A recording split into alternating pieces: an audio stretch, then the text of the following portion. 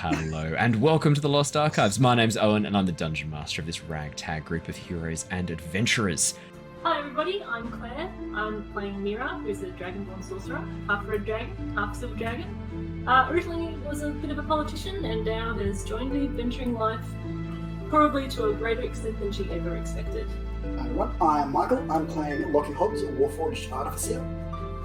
Originally was part of a flying castle, but I've since left and resumed an adventure with my now friends. Cool. Hey guys, I'm Jared, and I play the character of Jin. He is a level 6 Law Bard and a level 2 Hexblade Warlock. I'm currently an associate and ally of the Tempest Guild, and I'm helping them in their goal of stopping the Queen of Dragons, Tiamat. Hello, I'm Ali, and I'm playing Shana, the Yuan-Ti Sorcerer, who is traveling with the Tempest Adventuring Guild, trying to find the other half of her soul, who is hiding somewhere away, far from reach. Hi guys, I'm Matt, playing Yervith, the sneaky Wood Elf Ranger and Rogue, who, after a tragic incident in the jungle with his previous expedition, has now joined up with this lovely ragtag group of adventurers and is looking to see what happens next.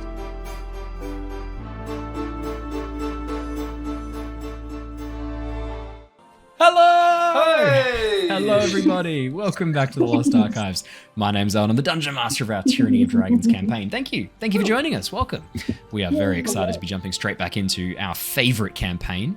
Isn't that right, everybody? Our favourite campaign. No favourites. Well, I mean, our favourite campaign is this one. And then our other favourite campaign is the Curse of Strahd. And then our other favourite campaign. Yeah, obviously. Which you can watch on Monday nights. You can watch on Monday nights. That's it. Thank you very much. Yeah, you can watch live on Monday nights. Recorded, coming out the next day on a Tuesday morning most of the time. Wow. Sometimes a Wednesday morning if I've been a bit slow getting the recording done. But hey, welcome everybody. So excited to see you. Now for podcast listeners, Jared's face has not lit up yet. It's because he's not here with us yet. There's been a big old blackout in Victoria, parts of Victoria. He'll be jumping on soon, we hope. Depends on what happens with the power. So hopefully we will get to see him really, really soon. I think we probably will. I suspect they'll get it revolved. Because Matt, you had a blackout earlier today too, didn't you? We did.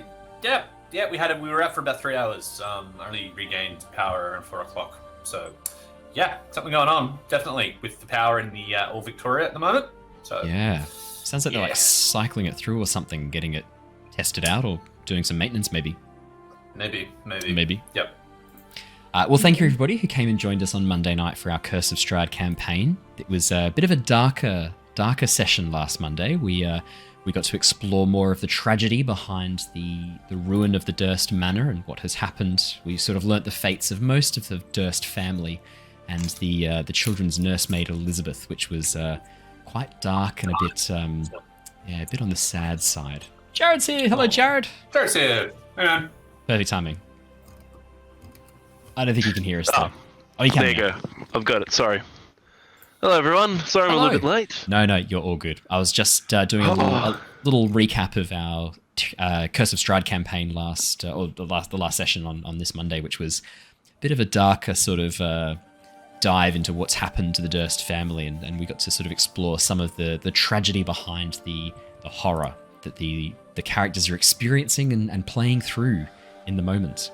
And we didn't have anyone die. It came close, but we managed to... Not yet. We've not had anyone pass away just yet, but it did get quite close. Obviously, the session before last ended with a spectre attacking the party after our little goblin girl foolishly told the ghost of the nursemaid Margaret, that her baby was dead. Did not go down well. But they managed to get out of that without too much more trouble, and they've also had their first level up. And we had our first Tarokka reading. One of our party has taken the Divination Wizard subclass for level 2, and they had found a Tarokka deck in the mansion, so we got to do our first Tarokka deck reading as well, which was really fun. Nothing about anything in particular. The questions that Tom was asking as the character journal was more to do with this book that he discovered, so he got to learn a little bit about the past, present, and future of that book through the Tarokka cards. And I got to do a live tarot deck reading, which I've never done before in my life. So that was lots of fun to just on the spot improvise tarot deck reading, which I've got no experience in. How'd it go, Oh. Jared? Did you think it was all right? Was it? No, I think you did well. Thanks, man. I've decided It's to funny give though, up. because Yeah, go. for my wizard, I was thinking of going divination, but I don't think I will now because I don't want to take away from Tom's thunder. It's all right. No, I don't think you'd be taken away from Tom's Thunder at all. We can have two Oh, good divination stuff. wizards that are vastly No, different. that's fine. I'm It's a good thinking subclass. of thinking of going the time one now, the chrono whatever it's called. Chronology. Because it looks, I don't know how to say it properly, but that sounds really fun. Yeah. Yeah, that'd be Cool. cool. There's It's some a lot of really fun. good stuff that Yeah. wizard can get. And It's a good one. because of the other episode as well, with the time stuff, that just sounded fun. So, I mean, I don't think I'll be obviously diving too hard into that because I'll be doing more slow and haste and all that, but it does sound really fun. Some timey-wimey stuff going on. Great. We will not refer to it as timey-wimey. I guess we will. Title is timey-wimey bullshit. Yeah. Yes. Bullshit. On the subject of timey-wimey bullshit, David Tennant's back as the new Doctor. I know. It's going to be amazing. As a new what?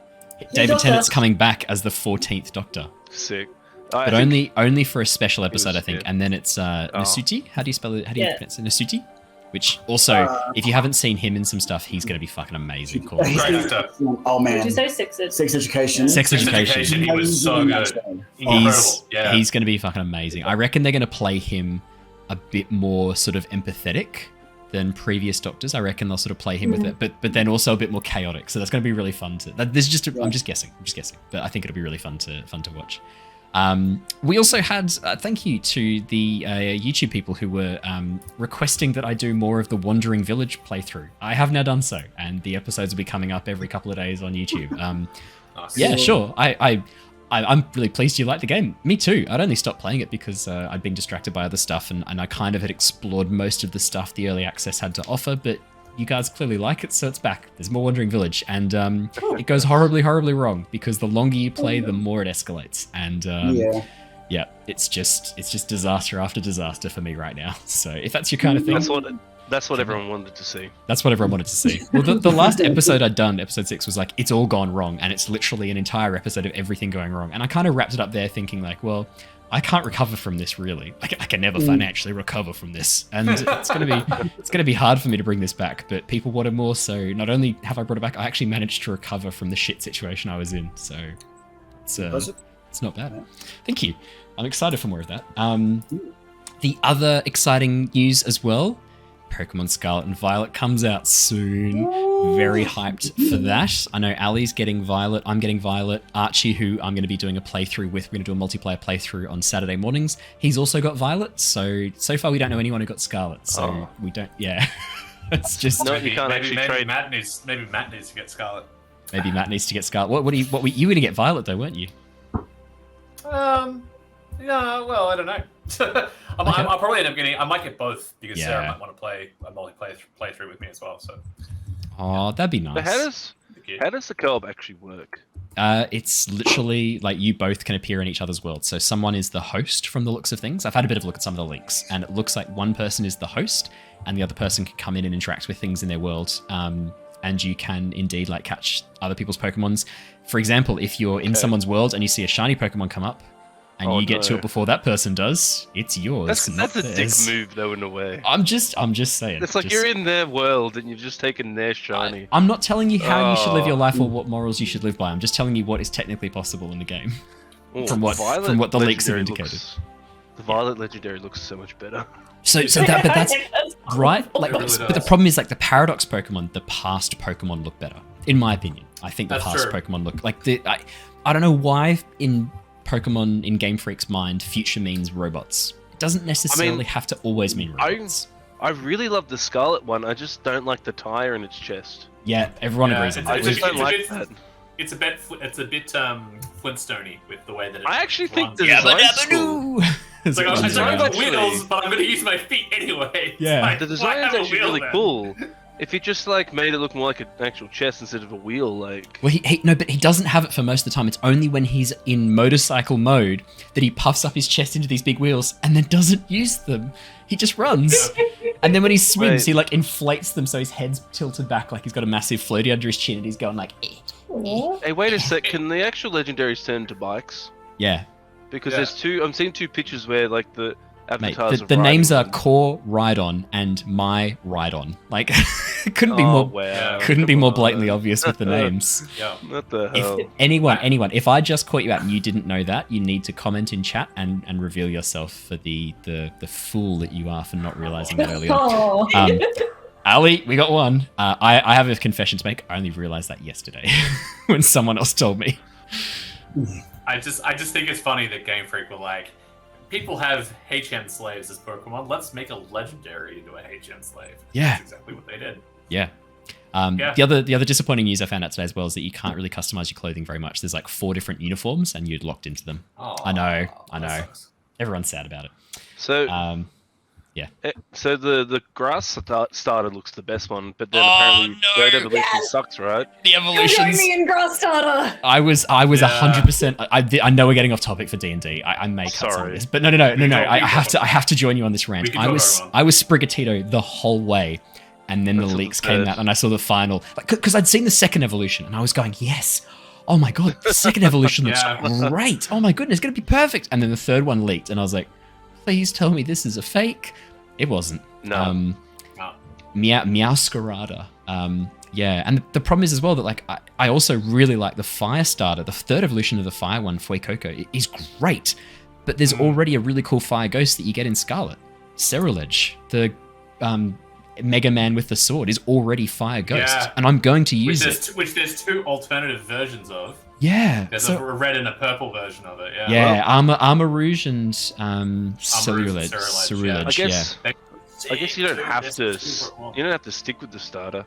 You can. Well, no. So what if you Archie really and I are want. doing is we're going to spend the first 40 minutes just restarting the game and trading back and forwards until we've got all 3 starters. And we're Have you gonna play seen with all 3 have you starters. seen the evolution for Quaxley as well? Yeah, those feet, man. He could start at OnlyFans.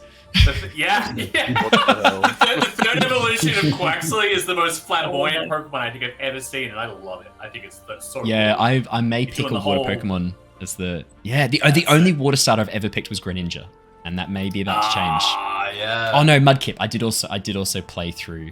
Good on I really liked Inteleon. I can't remember the Oh. the Yeah, primary. Inteleon's the third evolution, Inteleon is Yeah, third evolution all of the way. what though? Squirt. Something not or other. Froakie. That's Nah, the Froakie was Greninja. yeah, Sobble. So How sad is that I can know that off the top of my head? I That's know. Wow. Jesus. Yes, I really liked the grass one, Reboot, and that evolutionary line. But yeah, Inteleon was alright. It's just the problem was the Gigantamax Inteleon looked so dumb. He's like on top of this big tower of water going like, here, snipe ya. Yeah, headshot. Yeah. They went in a weird direction with that. They could have made that better, I feel. Like rather than having him up in like a giant tower. Yeah, I agree with that. Yeah, absolutely. Anyway. All right, we've gone off topic long enough. Let's do some D&D. I'm sorry. I can see chat now Oh. talking about David Tennant, now talking about Pokemon. We've got off topic. We've gone off topic. I blame Wait, this is myself. not a variety talk show. It could be. Yeah. Are you Could sure? be. Raf messaged me today and say, "Hey, look, do you want to? I want to do a podcast. I don't know what I want to talk about, but would you be a co-host with me?" I was like, "Wait, you want to do a podcast, but you don't know what it's about yet?" I'm in, sure. So let's just It's probably it's the called best. the No Clue podcast. Yeah. We did a very brief Jump series into called it. Drunk Science where we'd both get quite drunk and then Raph would ask me science questions and I'd try and answer them. And that was quite fun. That was quite good. That's cool. Yeah. Good idea. I find that my knowledge of science gets greater the more ethanol I have in my system. Ah, there you go. And sometimes I say like facts that histories. aren't even verified yet. Like it's all Perfect. Wow. That's the best way to go. yeah, exactly. Yeah. It's cutting edge science. So cutting edge no one's actually discovered it yet. So it's really and may never. So it's And lots you're of fun. both so drunk that no one's there to like refute it. It's just facts. Yeah, It's exactly. like, oh, okay, I guess that's true. 100%, exactly right. Maybe we should restart Drunk Science. That was a lot of fun. All right, let me do a quick recap. Get us back into the zone for Tyranny of I do Dragons. have one story before we Oh, start. yes, RPG story. Oh, A D&D yes. story. D&D story. So prior to the stream starting, we were talking about Fireball. Yes. Probably one of everyone's favorite spells in D&D. It is mine. And we were running Tube of Annihilation on Sunday in my campaign that I DM, which was very fun. But unfortunately, half the party couldn't come, so I only had a few people playing, which was good. It was good to have an in-person play session, and so I basically improv the whole session. But essentially, I had it that the party were in the swamp part of Chult, and they got separated from their party and ended up stumbling upon a almost like these bubbles bubbling up from the swamp. They were infused with wild magic. If you ever get stuck and don't know what to do, just chuck some wild magic in. Yeah. You know, everyone loves rolling on the wild magic table, right? Yes. So I was using a different wild magic table to the sorcerer's wild magic table that they would use. This was one that I found online, which had a couple extra fun bits and pieces. But the do you want my D100 Wild Magic Surge table? I wouldn't mind that actually. If you could send that to me, that would be great. Absolutely. Might be similar to the one I found, but I'll have a look through it. But anyway, the one on this D100 table was it was akin to a fireball spell, not as powerful, but it was akin to it. And mind you, the party members are like around level 4, so they're not mega strong. Yeah, no, not in a good spot for a fireball. Yeah, so they rolled 1 on the wild magic table and all took some damage. And then I'm thinking, D100, what's the chances of them rolling another 1? Guess what? They did. That's hilarious. So they all took some pretty big damage, but that isn't even the fun bit. Because when they finally got to the source of the wild magic, which was this, essentially this very old temple, which had existed just around before the spell plague, but was unstable, and the magic was uncontained, and it was basically releasing all of this wild magic into the area. And there was a wizard in the temple, but had cast glyphs of warding up the stairs into this temple to kind of protect himself. Yeah. And anyway, one of the party members had a shield guardian, and had kept the shield guardian at the top of the stairs, and they had nimbly evaded the glyphs of warding, managed to succeed on their investigation checks, and got into the temple. Anyway, shit was going down, and the guy in charge of the shield guardian was like, "Oh, I need to, things are happening. I better bring him in." So he called his shield guardian. No. And the shield guardian isn't like gonna dodge the glyphs of warding or anything. He's just gonna run up the stairs. So he took about 35 D8 worth of damage, and the shield guardian was on 1 HP by the time it got up the stairs. Jesus. It was wild. It was wild. It was 1 point away from being destroyed. That's amazing. And just managed to tank all of this damage up the stairs. Shield guardians are very strong. Yeah, they are. Yeah. They are very OP in this campaign. If you can get it, it's really, really strong. But yeah, it was really fun. One of the players we play with a lingering damage table as well, and one of the players got 4th degree burns, which is pretty cool. Not for him. No. Not for him, but yeah, it was pretty intense. So yeah, it was a really intense session, but it was really good as well with the smaller party. Throw some interesting encounters at them, and they succeeded. Just. The best type of success, because you really feel like you've earned it at that point. Yeah. It feels very earned, very powered through. That's a good story. That's a really good story. You too could share a D&D story. Just let us know in the comments what fun story you have from a D&D campaign or a Pathfinder or other RPG. Let us know and I'll read it out at the beginning of the campaign. Or I'll get one of these guys too. A horror story. Or a horror story. And I have one of those too, but I won't share that today because save it for Curse of Strahd.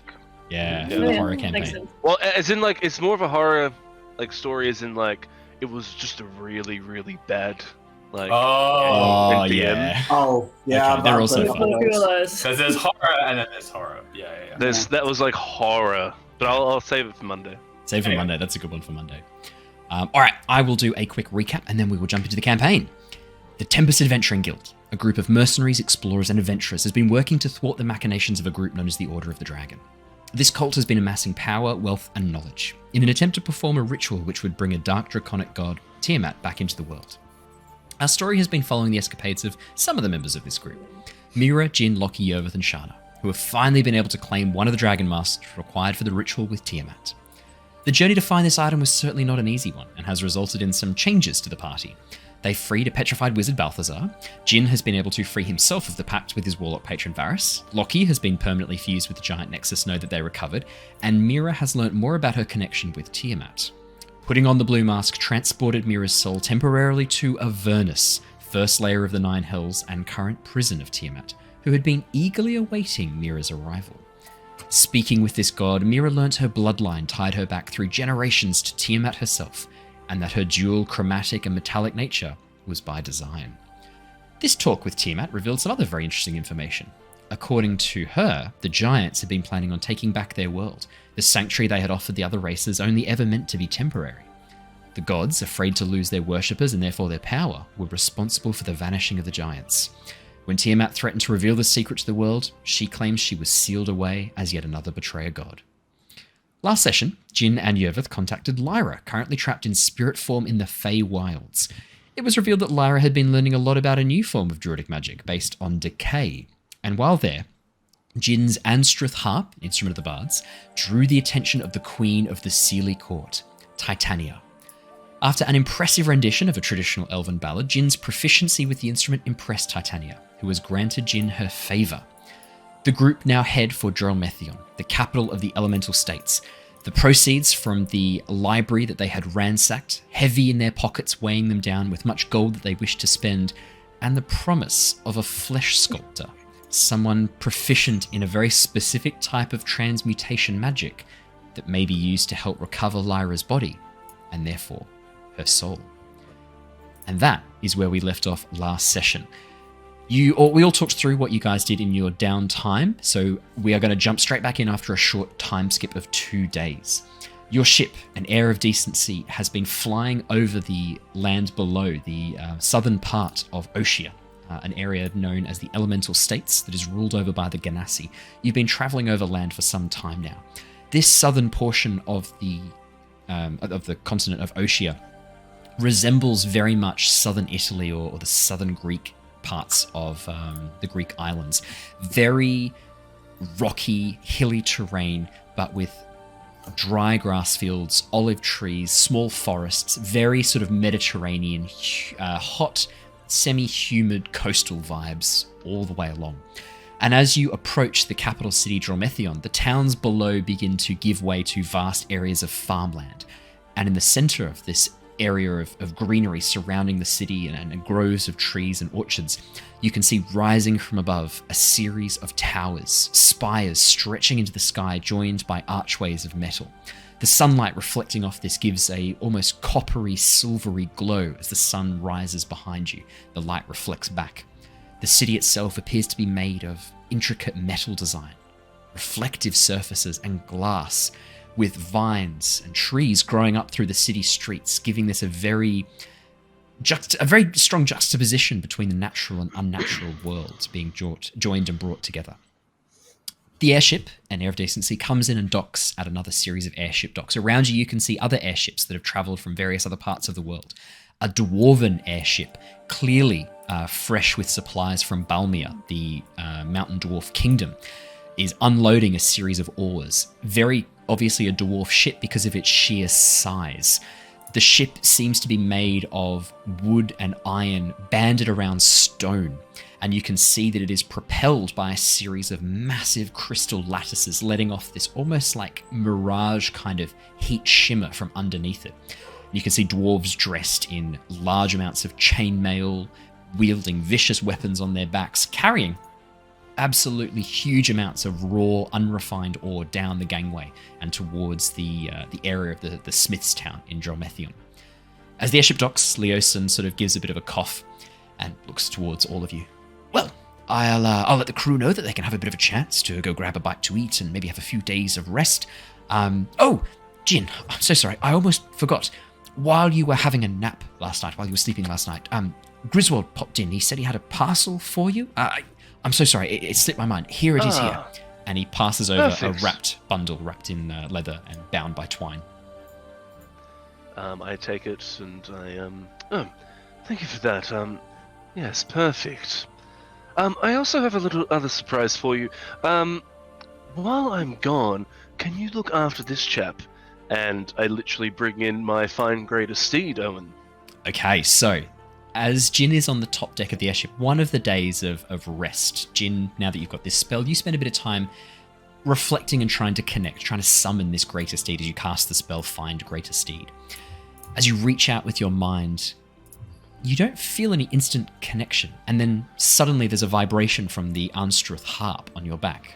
And as you pull it forward, you feel a compulsion to play. Try and call out using your music to summon a creature appropriate to you. What would you play? What kind of style of music would you play? If I'm trying to sort of call someone to be like a little bit more like whimsy, bit more fun, a little bit more casual, something that sort of aligns with like Jin's sort of carefree attitude. Yeah. Something that like is a bit vibrant as well, like he is. So just a bit fun. Yeah, okay. So something, I'd say sort of like the kind of jaunty tavern tune, but maybe something a bit more elegant. So it kind of combines the energy of a tavern ditty with a much more complicated, intricate piece of music, a much more technically complicated piece of music. Okay, yeah, absolutely. As you pluck away on the harp playing, you find yourself losing yourself to the music as your awareness drifts away and you just fully immerse yourself in playing this song. And as you play the final chord, strum across the harp, you feel this breath of hot air upon your face. And as you open your eyes, standing on the deck of the ship in front of you is a bizarre creature you have never seen before. It has the hind legs of a deer, the front legs and face and torso of a fox, with these large deer antlers coming out from the top of its head. And it has these large folded wings. Its fur is this light blue-grey with these bioluminescent strips of blue at the edges, almost giving it a feathered appearance. And as the creature yawns and stretches and then licks your face, you feel a connection with it. This is your steed. You have summoned this creature to you. You have played and it has answered your call. You instinctively would know that this is a fey creature through your connection. Wow. Oh. Hello there. I sort of look up at it because it's definitely taller than me. Yes, yeah, it's about the size of a large horse. Yes, and its front legs and the hind legs of the deer look incredibly strong. The fur of the fox kind of covering it makes it very hard to see the sort of proportions, but it looks very strong. Owen, could you do me a favor? Could you put up that second picture into the D&D Beyond, into the Roll20 so everyone can have a look? I can't on that because it is a licensed picture. I have got my own artwork I'm working on. I can't share someone else's work on the stream. That's a good point. I can chuck it on the Facebook page for these guys to know, but if you're happy to wait and get the full effect, I have started work on an artwork for this creature. It won't be too much longer before it's done. So by next session, I should have it ready. So I don't want to... I didn't even know you were doing artwork. Yeah, man, awesome. Look at me, mate. I get just fucking artwork whenever I get the chance. yeah, so I'm working on some artwork. I don't know what that voice was. I can only apologise. In Queenslander. Yeah, she's doing some artwork, mate. That's a classic Queenslander quote. Yeah, I'm working really hard on this mythical creature design that I'll be working on for some time. Classic. Classic Queenslander. But yeah, you have no idea what this creature is. Yeah, so I would spend some time. Like I'd sort of pat on sort of on the sort of front of its head and get to know it a little bit and sort of discover some of its mannerisms. But as I actually bring him out to like the party and Leosin, I'll go, Leosin, you're from the Fey Wilds. Would you actually know what this is? Because I have not a clue. As soon as it pads onto the deck of the ship behind you, Leosin like immediately drops this map that he's holding, looks wide-eyed and goes, everyone else can see that, right? Yes. Yeah. Jin? How do you have it? You summoned a Firav. A Firav? A Firav. They are very rare, even in the Feywilds.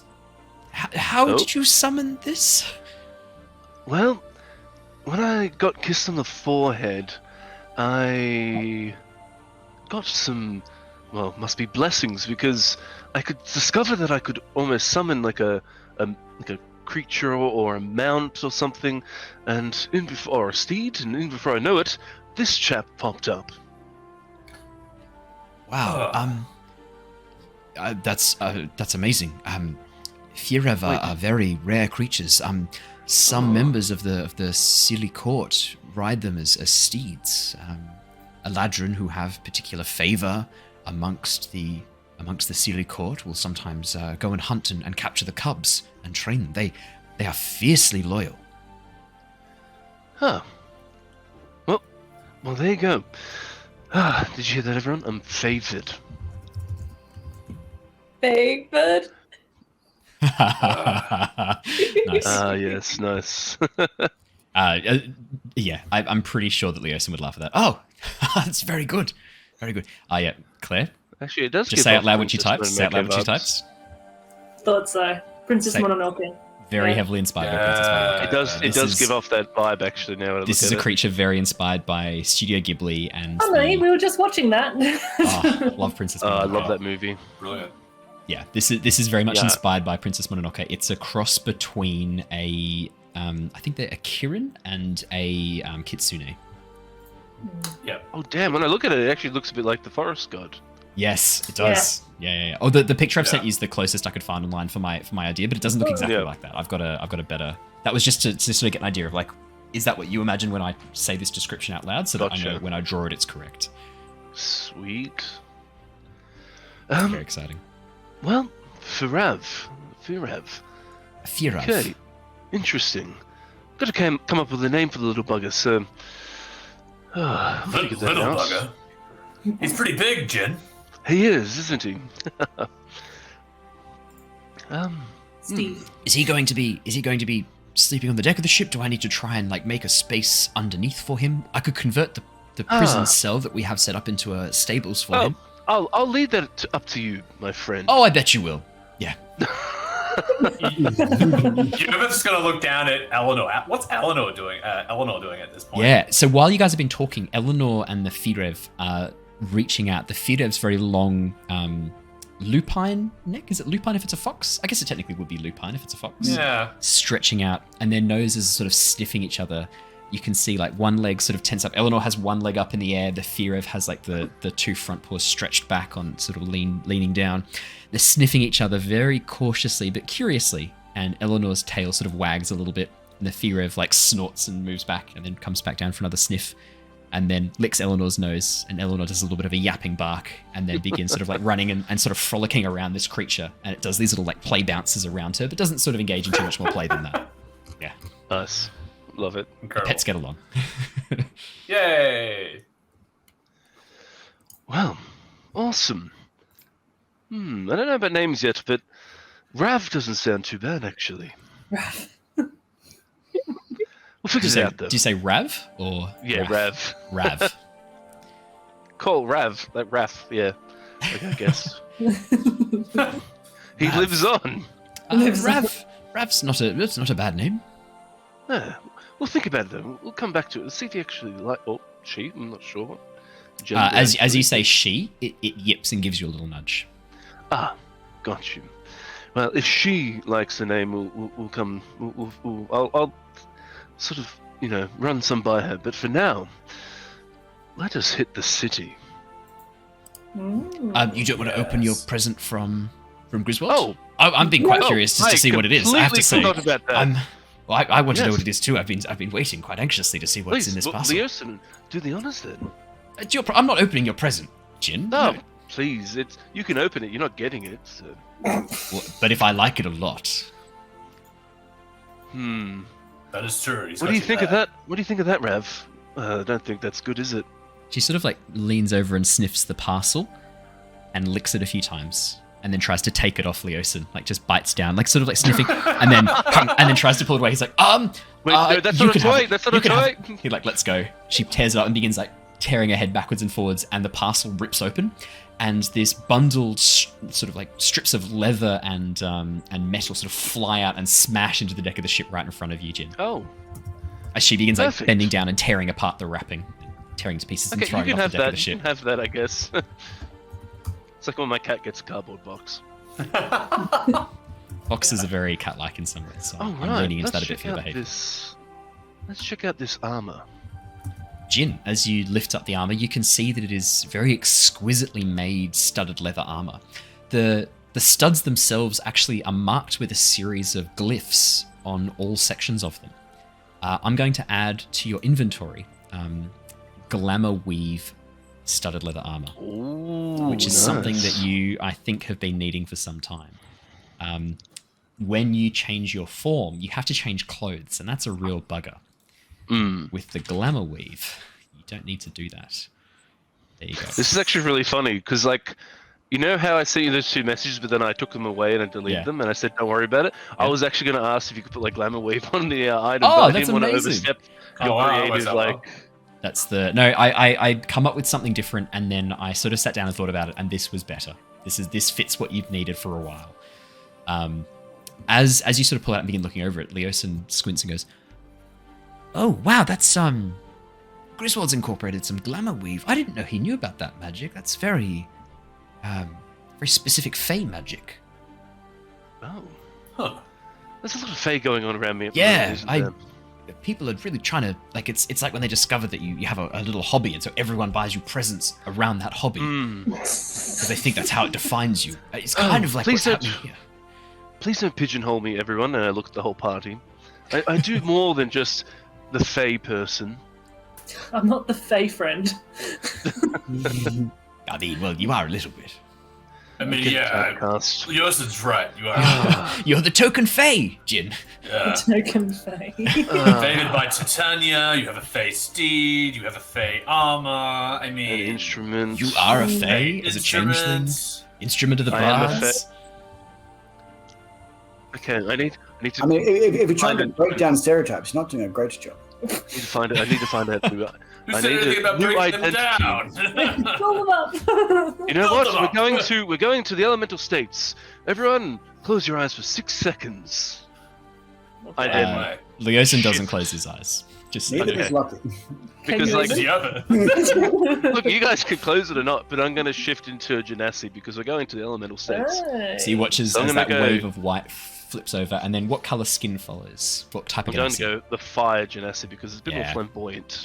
Nice. So yeah, as the red skin begins to move across your hair, takes on this like slightly flame-like appearance. It's not really.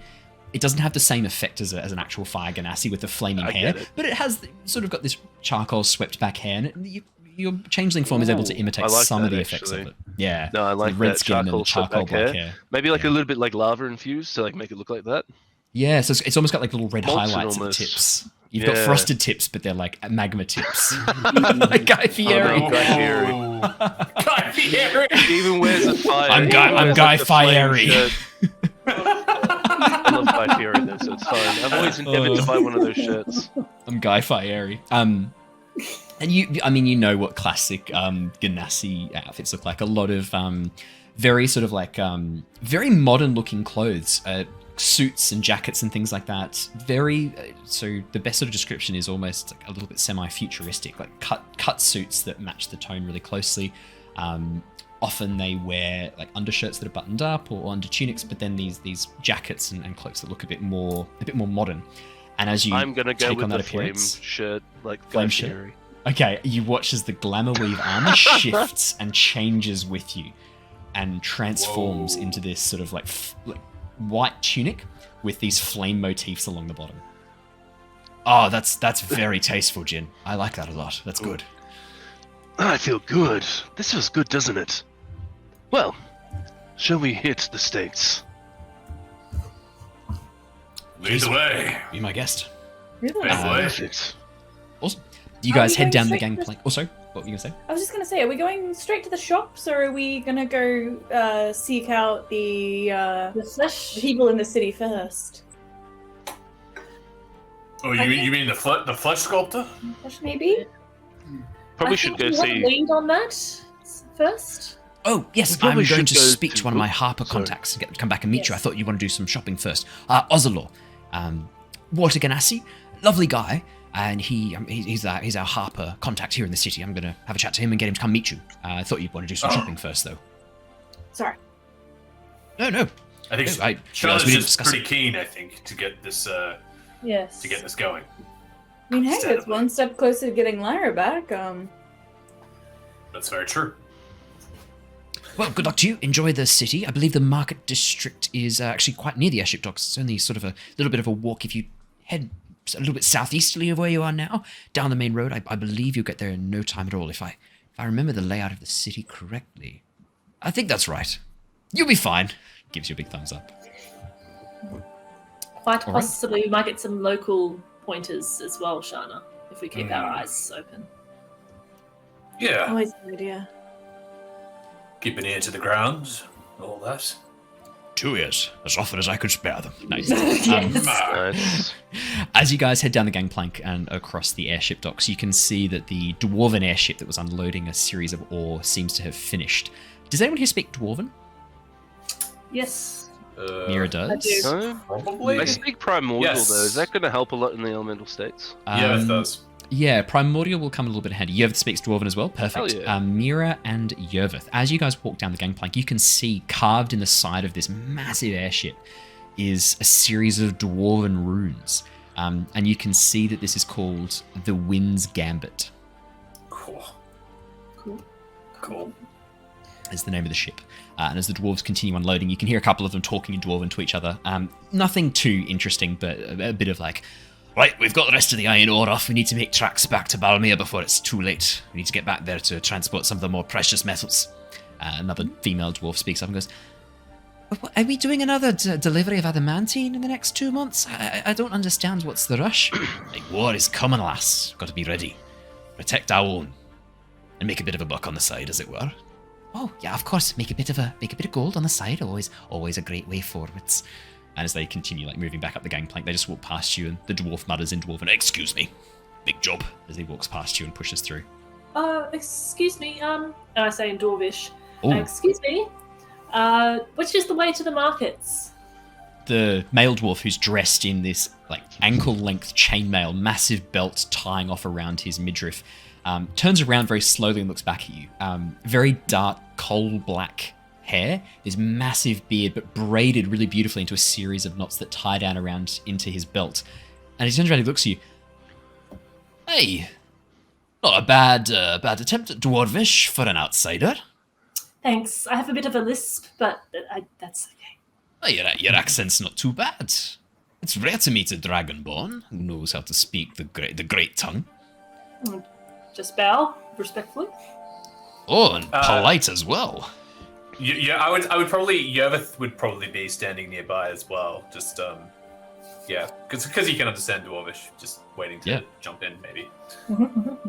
Alright, well, the market district, you're heading in the right direction. Take the main road down. I believe it's down Sea Spray Thoroughfare, and you'll arrive at the market district in no time. You traders don't look like it. What is she? As he looks at Shana, still speaking in Dwarvish at this point. I'll switch to common. She's complicated. Yervith will say in Dwarvish. A bit more of a rural accent, but not too bad. I'm guessing you learnt from hill dwarves. Aye. You'd be correct. You can tell. Still working on it. My inflections are not quite there, but yes, perhaps more time spent with your kind and I'll get a little bit better. You need to hold 2 rocks in each cheek to be able to speak Dwarvish with any degree of certainty and authenticity. See, that's what I was missing. You elves, you're too afraid to get your hands dirty. Put 2 rocks in your mouth and you'll learn to speak dwarf like a true Nerlin in no time. Insight check. Make me an insight check. Of course you can. 24. Yervith, this dwarf's played you for a fuel. He's put rocks in your mouth. He's having a laugh at your expense. The reason you can tell is the female dwarf behind him. Again, beautiful beard, much smaller than the man's beard, but beautifully braided, long sideburns that have been braided down as well. She sniggers a little bit, into her beard a little bit, just behind him out of sight, as he says this about the rocks in your mouth. Well, good day to you. We're on a bit of a time limit. You'll forgive me if we don't stay too much longer. You mentioned war was coming. Are the states of Balmir in trouble? Sort of gives you a bit of a look, Yervith. I fail to see how that's any business to an outsider. Dwarves. I mean, we are adventurers. We've also been away. We are not up to date with the current affairs. That is true. Well, I'm sure you'll find someone who's keen to have a bit of a chinwag, but for the moment my partner and I are under a bit of a rush, as I said before. You've got business with dwarves, business in dwarven kingdoms. I'm sure you'll speak to one of the Norlockers, give you the information that you require, if you have the correct access, that is. He gives a bit of a look, a bit of a smirk across his face, as he sort of If war truly is coming, we do have a friend. I do have a dwarven friend in the Order of the Gauntlet, quite high. Might be able to lend you some assistance. I'd have to get a message out to him, but and see if he's not already preoccupied, but he may be willing to help. I believe he may have even had business in Balmir last I spoke. Well, you must be speaking to him then, if you've got a special connection, Elf.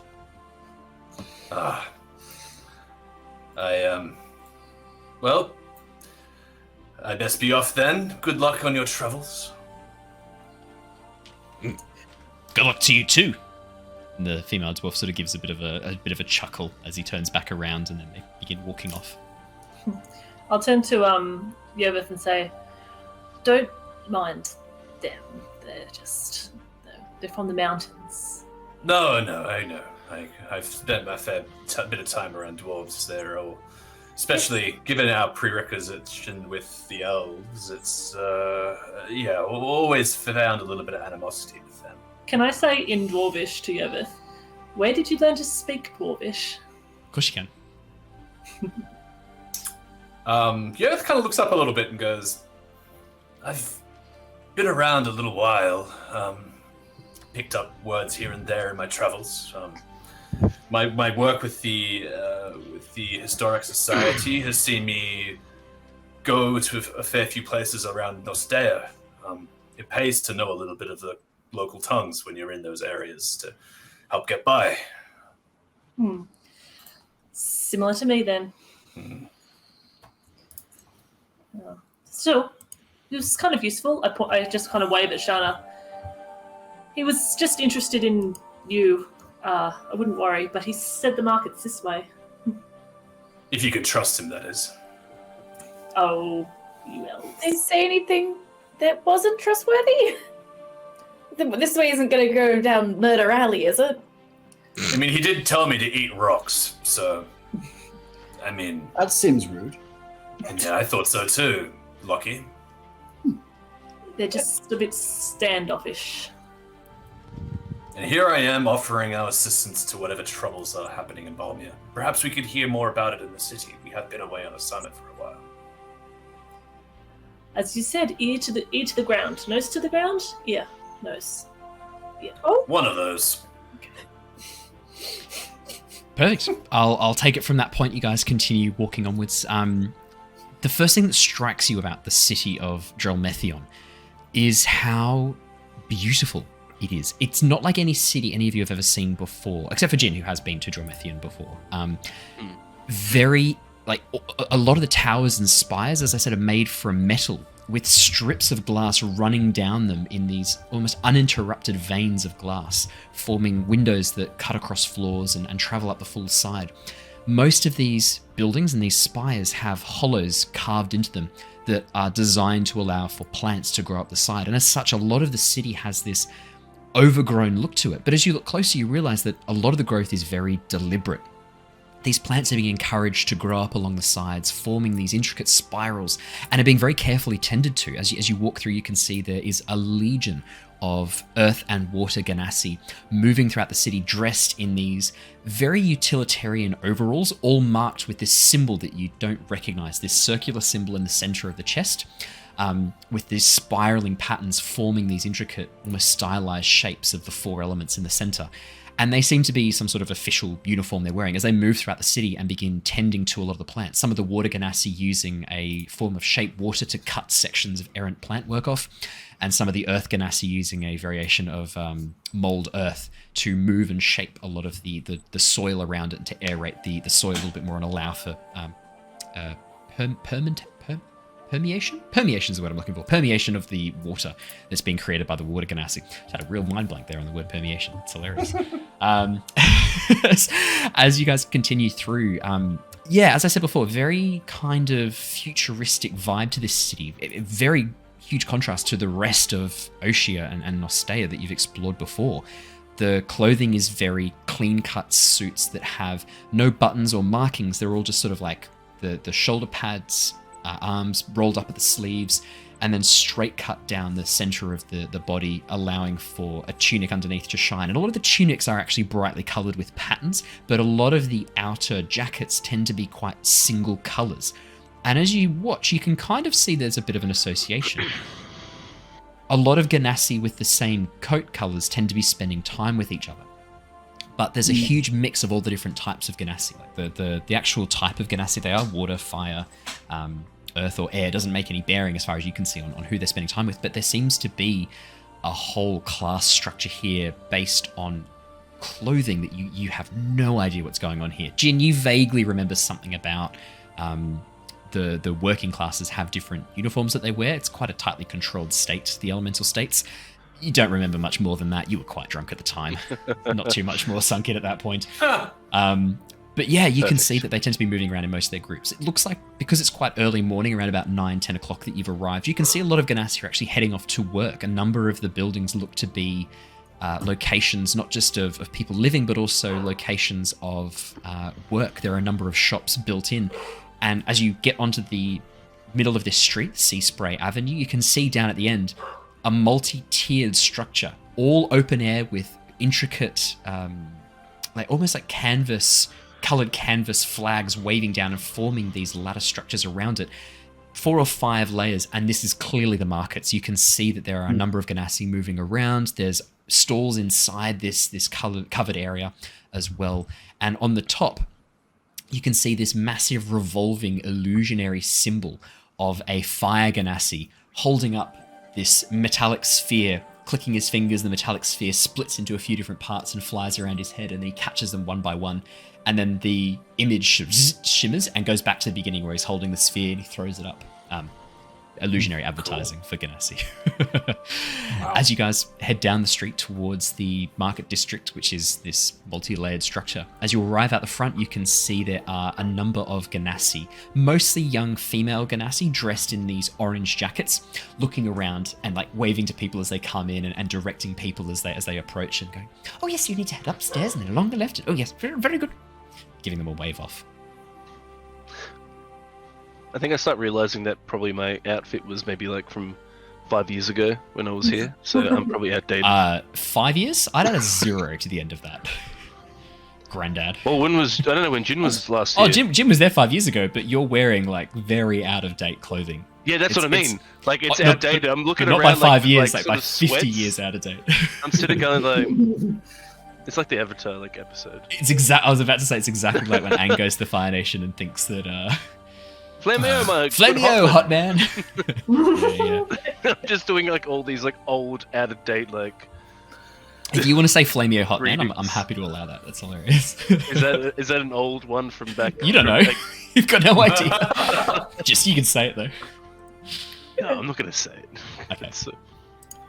But I'm sweating as I'm like, what happened to the thing style? that strikes you most about the city of Drelmethion is how few other people there are. Like you see a smattering of other travelers like yourselves, a few halflings moving in a group, being led by a water Ganassi man who has a little flag on a pole as he leads them from one location to another. You can see there's another group of adventurers similar to yourselves that approach the market district. As you guys sort of come up, they are just in front of you. And as they walk down and talk to one of these Ganassi, these female Ganassi dressed in the orange suits, they're directed up to a higher floor. They thank her and begin heading up. They move out of sight pretty quickly. But that's kind of it. There's not very many other non-Ganassi here. Yeah, Yervith is maybe like slightly uncomfortable, and he's like this. He's very skeptical as well at this whole scene. Big city, spending a lot of time in the streets of Oxenford. He's like, this is too good. This is too clean. There's something going on. Is there any like beggars or anyone on the streets like looking for money? Is there? You know me too well. You know me too well. No beggars on the streets. There's just a lot of Roombas cleaning the streets. Actually, I was about to say one of the things that you do see is this cylinder made of metal with these mechanical parts moving out of it that is moving behind and sweeping the street as it moves along.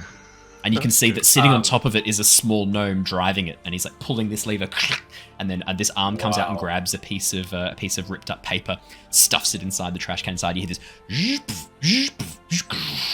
as it compacts whatever has been added in.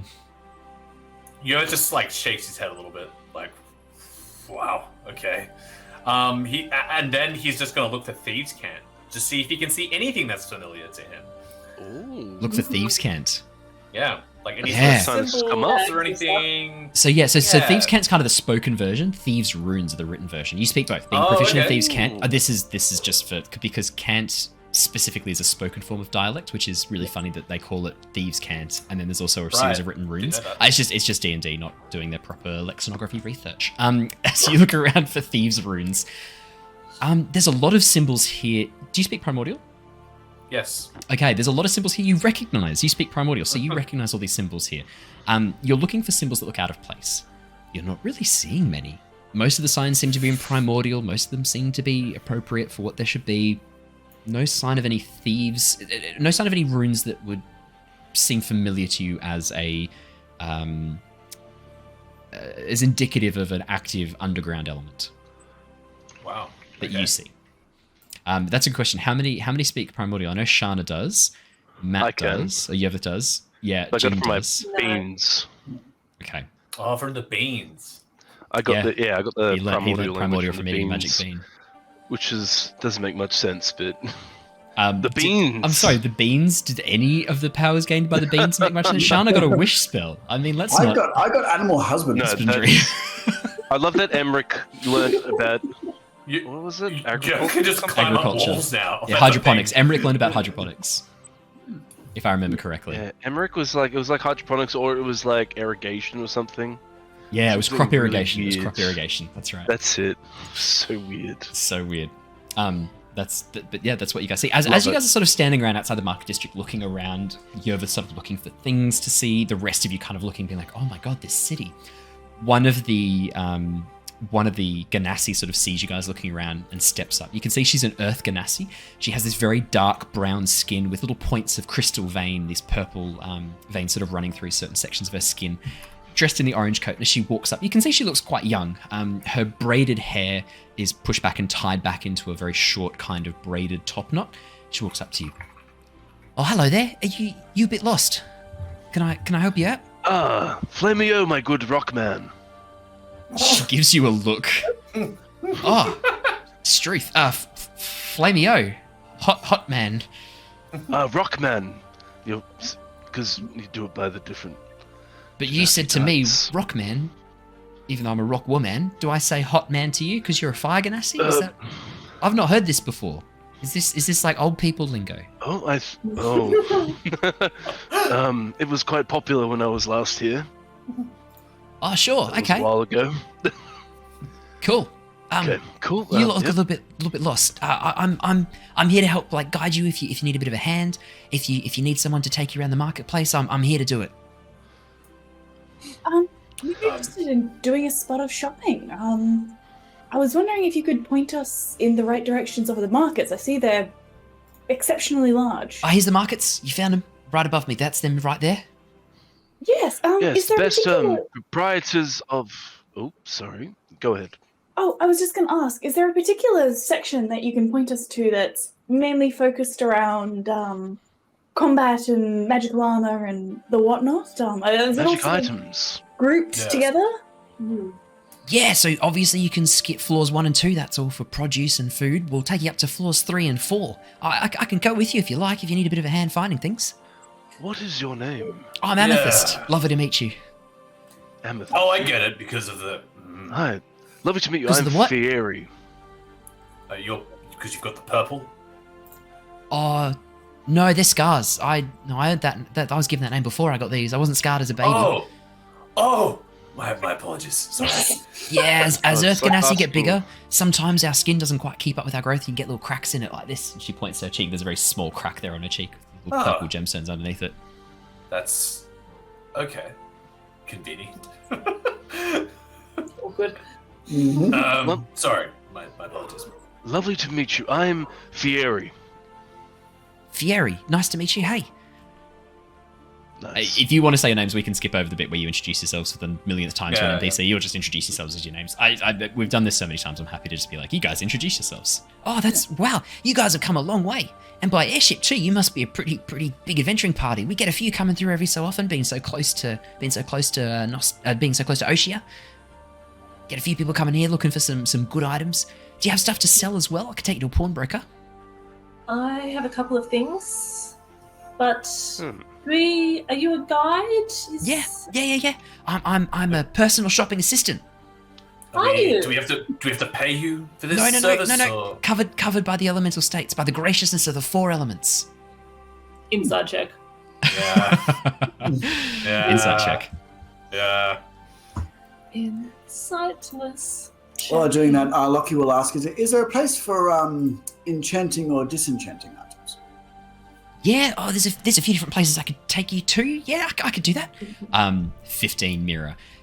You get the sense that obviously her wages are paid. You also get the sense that potentially tipping is a potential source of income for her. There might also be arrangements that she has with certain shopkeepers. Yeah. The political the political mind inside of you from being a politician ticks over. Yeah. You're like, all right, let's follow the money. Where's the money going to come from? Honestly, I feel like I'm back in Beijing right now. Yeah. So you would know that most likely there would be an arrangement that some of these personal shopping assistants might have set up with certain shops where if they can get certain traffic to those shops, they might make a little bonus or maybe a little commission. Power to you. That's fine. Oh, okay, cool. Yeah. I'm probably just gonna glance at Mira because I'd be interested to see what she gleaned from that, and then kind of nod. Mira just kind of would shrug, I guess. Roll her eyes and shrug. Yeah. It's the tuk-tuk driver that just happens to know someone that sells suits. Yeah. Okay. Yeah, I can take you to an enchanter. There's probably a few places I could take you past on the 4th floor. That's sort of the area for most magical items. If you're looking for like mundane items of warfare, probably floor 3 is where we want to be headed. Are there any things in particular that you're looking for? I can see you're pretty decked out. That's a cool cloak you got, mister. Thank you. Yeah. That's super cool. Does the drake come with the cloak, or is that like a separate thing? As Eleanor sort of leans around from behind you. That's a separate thing. Eleanor growls as you call her that. Ooh. Oh, sorry. Bad move, Yervith. Bad. I'm sorry. Ooh. Who made you pet daddy all of a sudden? Oh, well, I am favoured by Queen Titania. So Oh yes, I did see that. I was there actually. Yes. Well, I don't call my thing that, or they. Or My thing. You haven't called it anything yet, because it just came into existence about 10 minutes ago. Whoa! It's been living in the Feywilds. Guys, I can hear that there's a lot of resentment and anger building. Can I suggest that maybe we have a small break to meditate, perhaps? No. Or maybe a cool drink. I can take you to... On the 2nd floor, there's all sorts of culinary delights. You want a cool drink? We've got some freshly squeezed mango My juice. friend here and I have a very unique relationship. Maybe we'll just go straight to the 4th. Yeah, that sounds I good. think 4th floor sounds like a good starting point. Yervith will look at Jin and be like, perhaps I'll teach you this one day so you can speak to your beloved. And I say it in Sylvan. I say it in Sylvan. I don't think Jin speaks Sylvan. I don't know, Sylvan. I know Draconic, Primordial, and Common. Yeah, you don't know what I'm saying. Unless I know Sylvan from my Queen Titania favor, otherwise I don't have it. does not grant. You don't just get granted a language. You're going to have to get that the old-fashioned way by I don't learning have it. that. I might actually learn that. Actually, that's not a bad downtime thing. As Probably be handy. As Yervith switches into this very flowing, beautiful dialect. Does anyone else here speak Sylvan? I don't think any of you do. Nope. Yervith basically switches into Welsh as he goes Llewellyn and Coel, Fairwyn. I'm just the fuck? Yes, what you just said. Oh, was that a blessing for good shopping? Great idea. I should say a little thing too. May you have really good shopping experience here. How's that? Pretty good. Perfect. Double blessing. Great. All right, well, just make sure you follow the flag. And she unpins from her belt and pulls out this telescopic flag that she pulls out and as it goes up this metal pole with a little purple flag on it.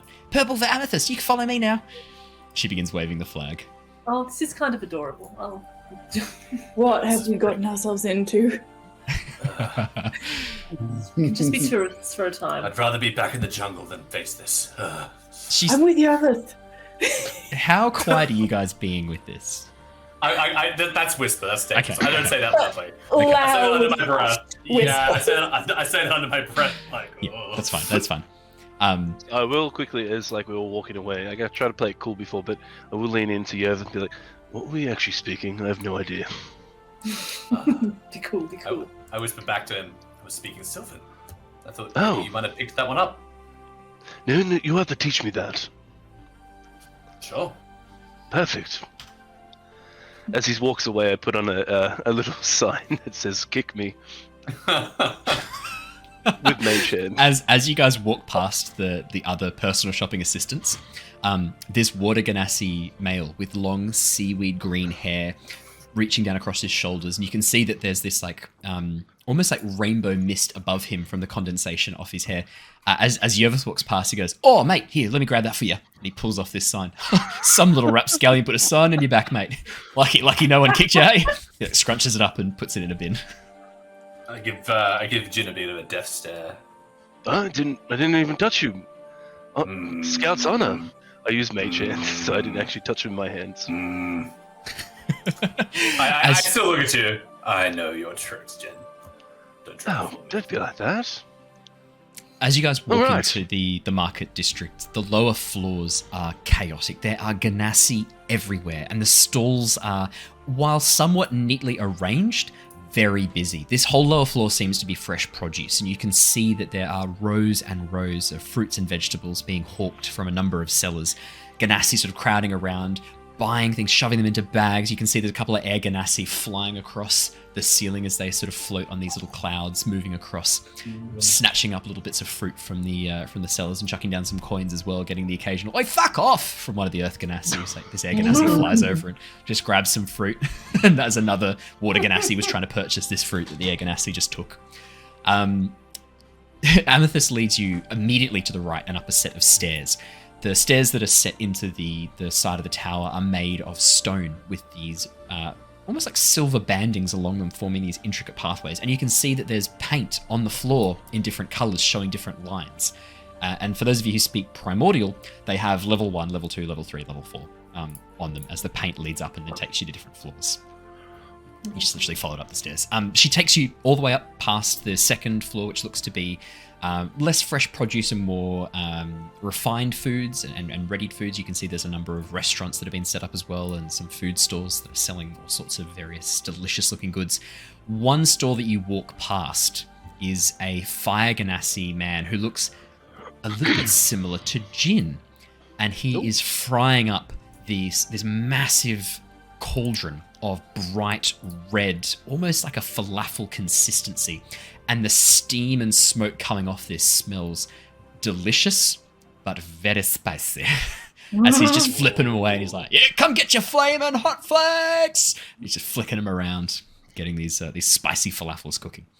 Amethyst leads you up the last set of stairs, past a series of stalls on the third floor, which seem to be selling arms and weapons, as well as armor and various protective wear, some traveling cloaks, and traveling goods, general traveling goods that might be needed, or adventuring gear that's fairly standard.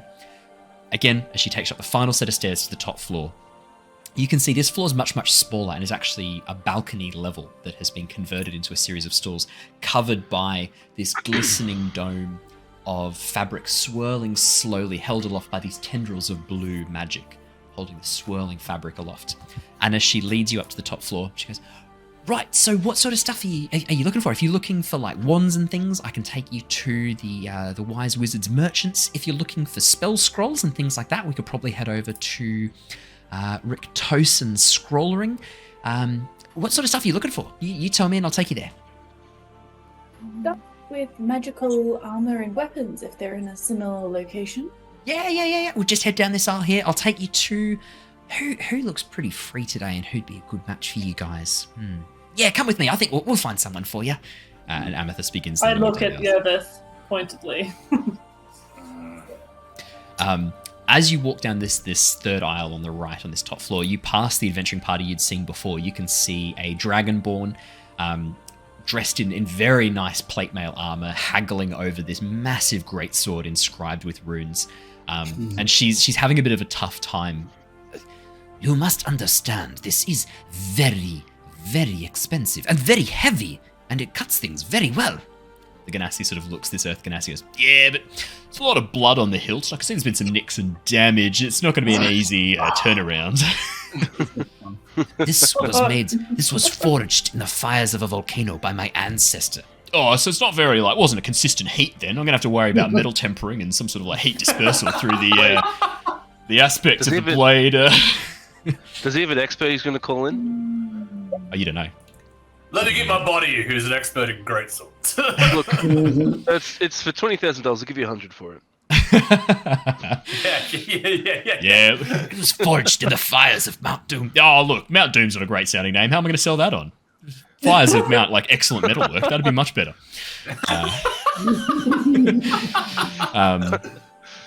Sorry. Yeah, but did they have health insurance? Is what I want to know. Like, how many lives were lost making this thing? Is this a blood sword? I need to know about. Look, there's blood on it. As you guys walk past, Amethyst leads you to a store that is quite well set up. You can see that it is actually carved out of marble. There are a series of gold runes carved into the countertop, and sitting behind the desk reading a novel that is written in Primordial. For those of you who speak Primordial, the name of the novel is Modern Metallurgy and Intricate Knotwork. The knot is spelled N-O-T, not K-N-O-T. N-O-T work, just so that you know. And as you approach, you can see that it is a water genasi. She looks to be quite old. You can see that her hair has sort of greyed from this bright, vibrant green to a much more subdued, greyish green colour. And her eyes as well seem to be a little bit clouded over. The green has lost a bit of its lustre and turned to this almost like a very light seafoam blue. Her skin as well has a series of scars across it in the shape of what looks to be almost a series of lattices, almost like a grid has been carved onto one of her shoulders. And as you approach an Amethyst cough, she goes, Siren, I've got some people to have a bit of a look at your stuff. And I think they've got some stuff that you might be interested in too. She lowers the book and looks at all of you. Yeah? Go on. Put it on the counter, let's have a look at it, eh? What have you got? No one else is selling anything. I've got a couple of things. I might have something. I might have something as well. I don't know if I want to sell it yet, so I actually need to get it looked at first. I could do appraisals for free. Oh, really? Could you appraise these and we'll pull out 2 spell scrolls? I just wanted to know what they're for. She pulls open and has a bit of a look at the spell scrolls. Now, Lockie, forgive my memory, have we told you what those spell scrolls are? No, you have not. One is the Brilliant. fifth and one is the first. Okay, let's see if I've written them down somewhere, just in case. God, when did I give these to you? Ages ago, I've been holding on. Yeah. Why did you not get someone to look at them before now? No, stop. This is like our first shopping episode. All right, we're going to roll for them. Lockie, we're rolling for them. Here's what we're going to do, because I don't think I've written it down. And if I go back and have a bit of a look, I'm going to get into all sorts of trouble. All right, Lockie, can you please roll for me Can you roll 2 d20s, please?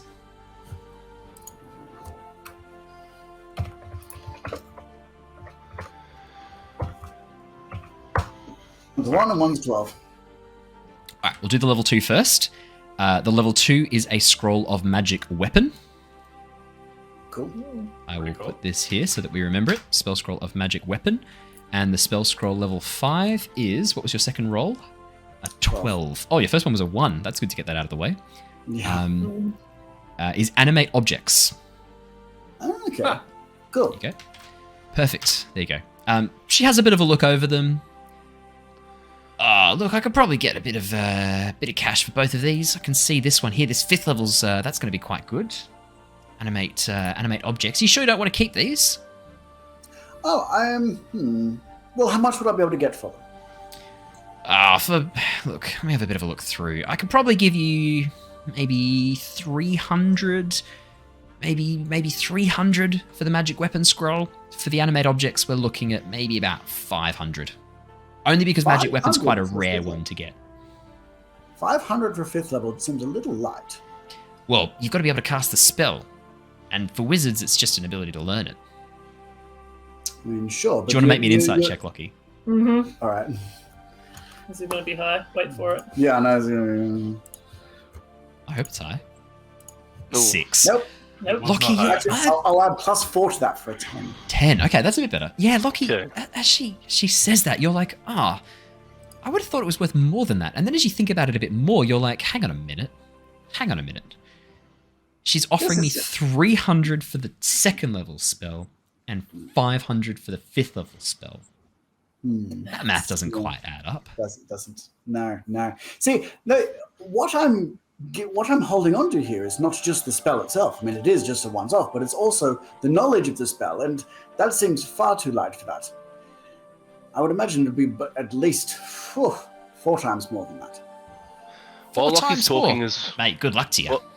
While Lockie's talking and they're having a back and forth, I'm going to place my hand on Lockie and just go, I think you're on the right track there, Lockie. And I give him Bardic Inspiration just to help him with any ongoing rolls.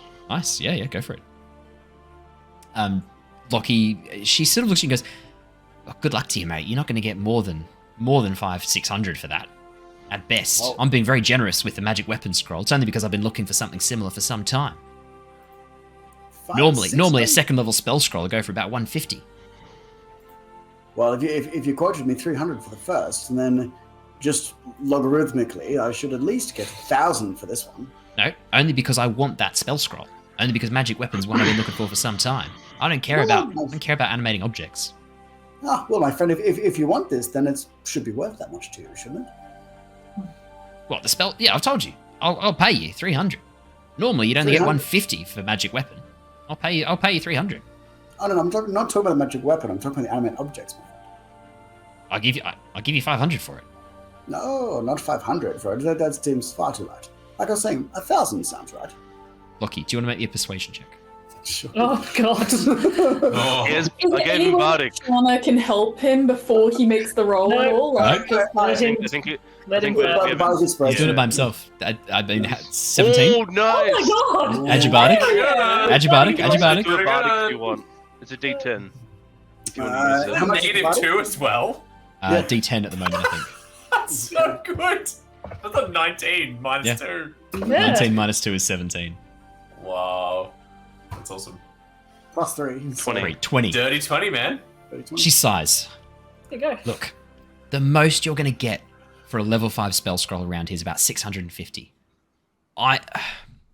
If you sell me the scroll of magic weapon, I'll give you. I will buy the other one, the animate objects, for the full price of 650. But I'll tell you now, you're not going to get more than that from anyone else.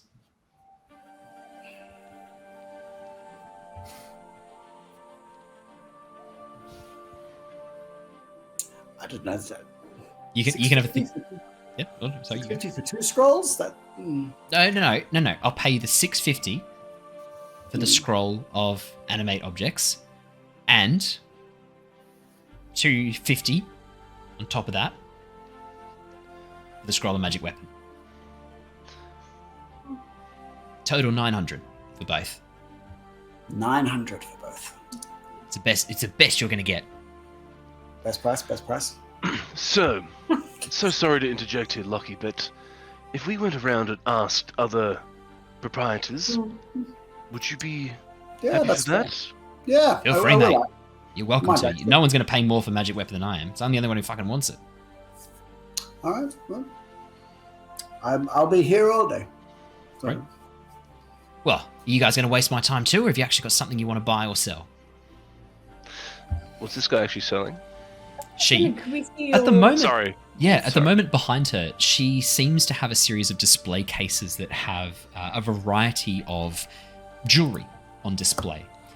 The display cases themselves look to be warded. You can see there's a faint shimmer of magic across them. Behind her, she has a couple of display cases up on the walls showing off various items, including a few staves as well, and a few wands. Ooh.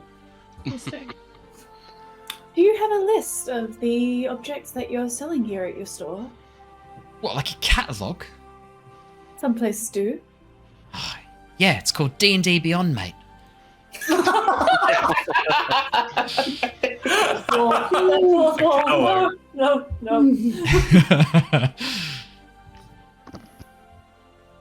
Yeah, I can. So If I don't have it, I can find it. What about Ring of Protection? That's what I was going to ask. Mira, great minds think alike. A couple of rings of protection. I might be able to sort you out there. Let me have a quick look and see how many I've got available. Yeah, I could probably do 2 rings of protection. I've got 1 on me right now. I don't know where I can source a second. Rings of protection, though, a bit of a costly object. It's going to cost you about. Deal if you bought 2 at a time. I'll reduce it to 3,000 each if you buy 2. That's spicy. It's a rare magical item that gives you like unparalleled protection. Really? Spicy? Yeah. So, These are What did you forged in the want? fires of Mount Doom. No, she doesn't say that. That's a big business proposition. What did you want, Shana? I was just gonna say, I mean, if you've got such an extensive catalog, if you will, I'm assuming that should you have the illusionist braces, they're probably way above what anyone could reasonably afford. Oh, let me have a bit of a look. Let's have a look here. No, I don't have any in stock, unfortunately. That's going to be a tricky one. I can give it a bit of a go to see if I can locate, but I haven't got any of that in stock myself. Short request. It's I haven't seen one myself. And yonks. Let me have a bit of a look. I might be able to. I can give you a bit of a rough quote. Give me a moment. You're probably looking at about 2,000 for that. Oh. You wouldn't say you know anyone that would have them here, or you can't. Could you get it in within the next few days at all? Oh, I can have a bit of a check, but it's going to be a complicated one. That's not a very common item. I'll look. I can't make any promises. I can give it a go, but I'm not so sure I'll be able to get it in time if it's only a few days. That sounds like a special piece I might have to get commissioned, which means if I can't source it, it's going to be an extra 500 on top to get it commissioned and created for you. You can get it still within that time frame, within that price. If it's going to be created, you're talking about a week at least.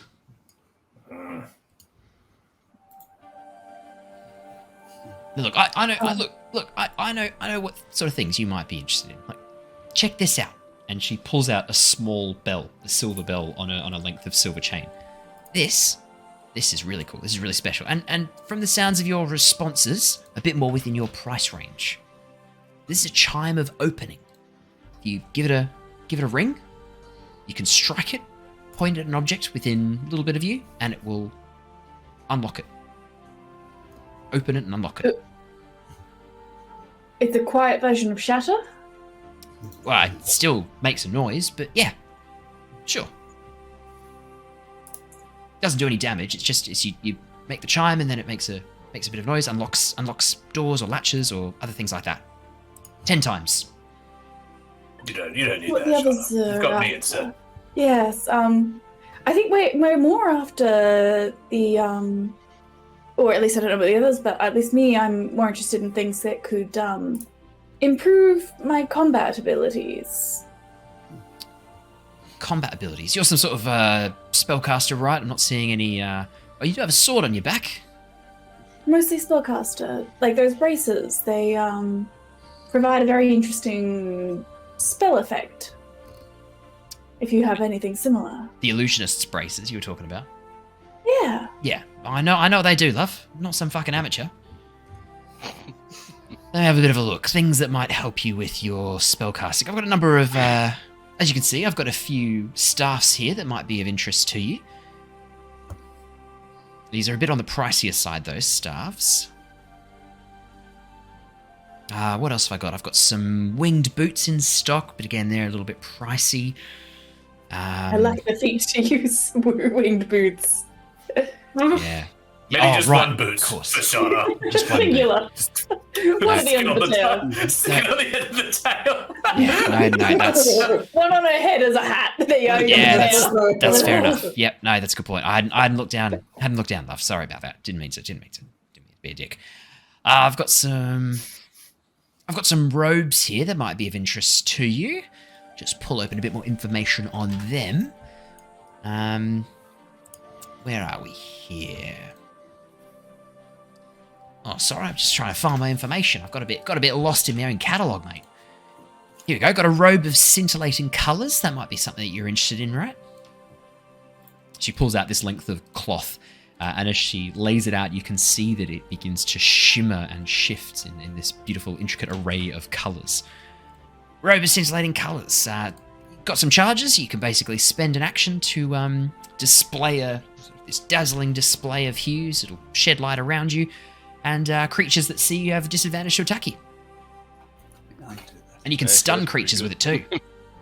I can. Yeah.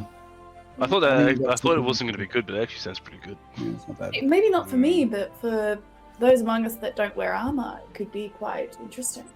Mm. Well, do you wear armor, love? Like, what sort of armor can you wear? To medium armor, but I had an alternative idea, and depending on the costing, but there are teleporting circles in the city. Yes, do merchants have access to them? As in, Merchants have access to teleporting circles. Some of them do, but that's sort of more for the arcanists. Not really something we have access to. Unfortunately. I was hoping I could order those braces, but... What about this? I've got some gloves of missile snaring. These might be something that you want to do. When a ranged weapon attack hits while you're wearing them, you can reduce the damage, and if you catch it, you can stop it even attacking you. You just catch it. Dexterity-based one. People are trying to throw stuff at you. Otherwise, if you're looking for a cloak of protection, you said you were after rings of protection. They're a bit pricey. Perhaps a cloak of protection would be more your style. Do you have anything with absorb elements on it? I've got an amulet of absorb elements, yeah. And how much would that run? Let me just pull it open.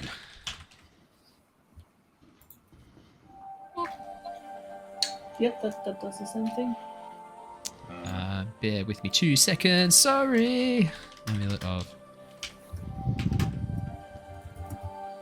If I made this magic item up, I think I've just said it out loud as if it's an actual thing. But I think I've just made it up.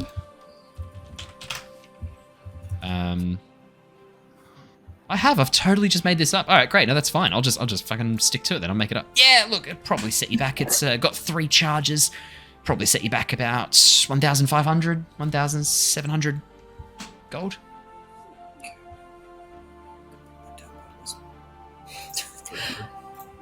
Okay, while you're calculating, Yervith, the cloak and the ring maybe for us sounds pretty good. How about if I threw this staff in, and I'll hold up the staff, the fire of fireballs. Fireballs. Nice. Well, no, staff of fire. Staff of fire. You're right. Yeah, sorry, staff of fire. It's pretty good. It's pretty. Oh, now that is worth a bit of money. Let me have a look at that. She takes off your hands and looks over it. Fairly good condition. Yeah, very good condition. I'd go 10,000 for this. Ooh. Insight check. Insight check. Yep. Just checking. Oh, 20. 20. Mira, she could probably go a little bit higher. Yeah. Not much more, but a little bit higher.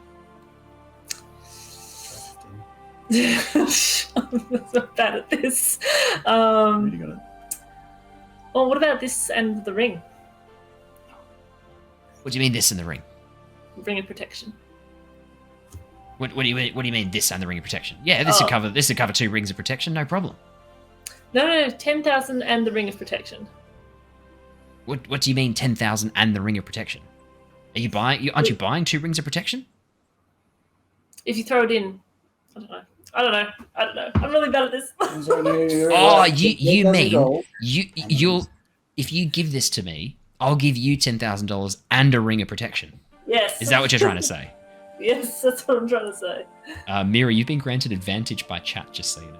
Oh, thanks, Hey! Chat.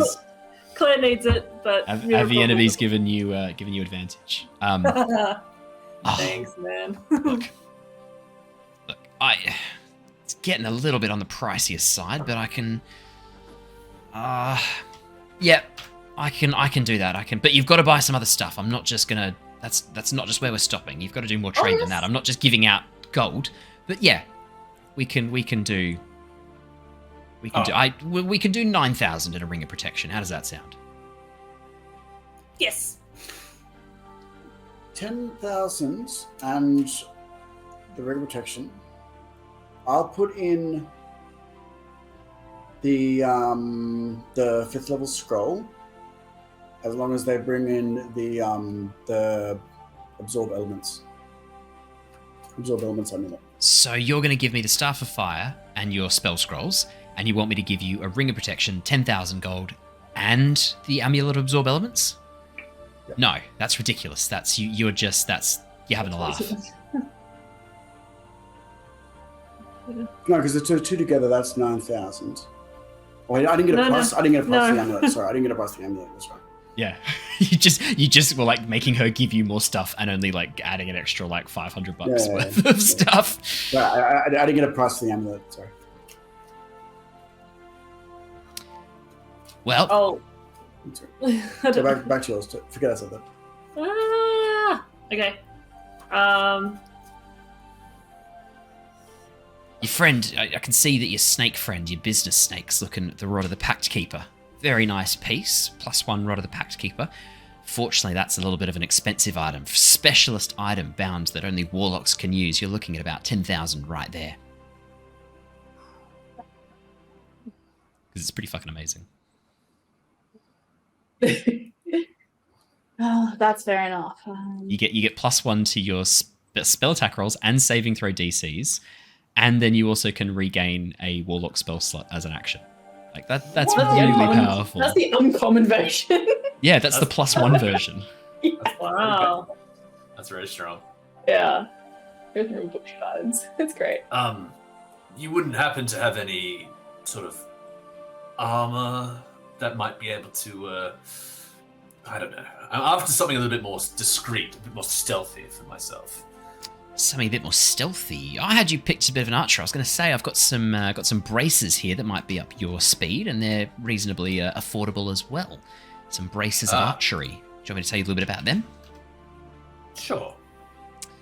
Braces of archery. You get +2 bonus to damage on a ranged attacks made with your bows, long bows and short bows. That's pretty It's good. fairly cheap, 1,500. Not too expensive. Inside check. Yeah.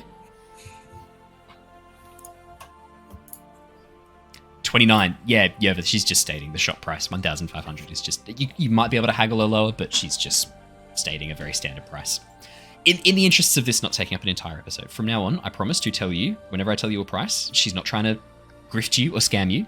She's telling you the baseline, the list price of this, and if you're going to try and get discounts, we can then have you roll to haggle them. But in the interest of this not going on for like 10 hours back and forth as you guys go like, I don't trust her still. More rolls, please. Yeah. Is everyone still buying stuff? Like, Yes. all 4 of you going to buy something? Yeah. Yes. Let's yes. see if we can find I haven't got something. it. Alright, So we're I will gonna give start it. a bardic inspiration to each of you. So Okay. that's Okay. 4. That's all my bardic inspiration's gone. Cool. To use one time in this shopping venture. If I get the braces, then I can't get the ring. I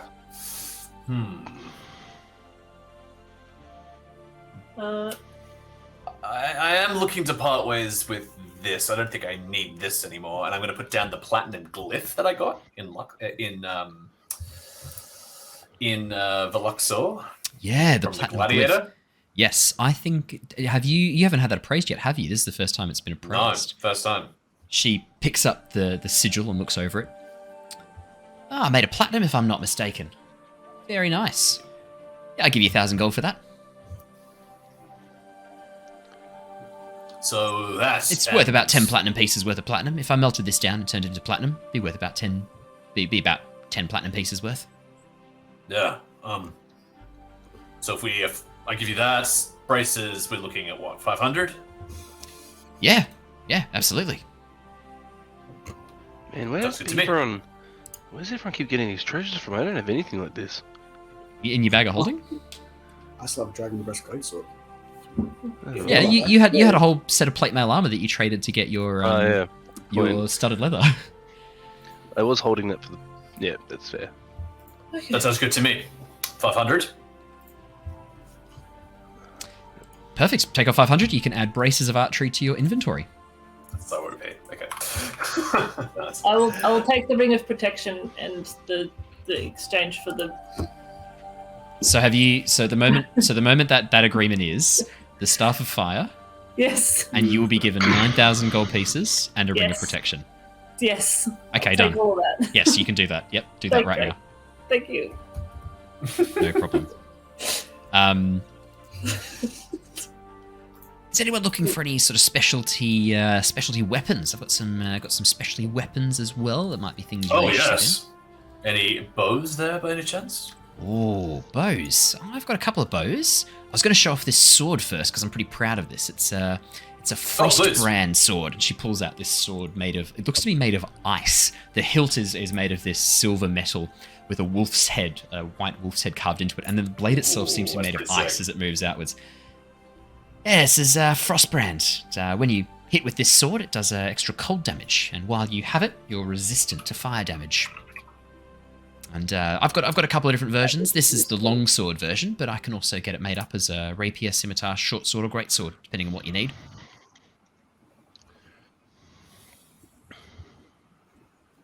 That's something you're interested in? Absolutely. It's mighty fine work there. Is this something you built yourself? Oh, well, no. I just sourced this stuff. It's not something I've made. You wouldn't happen to know the smith that made this? Be one of the Fire Ganassi smiths in the city. Not sure which one, sorry. But you were asking about a bow.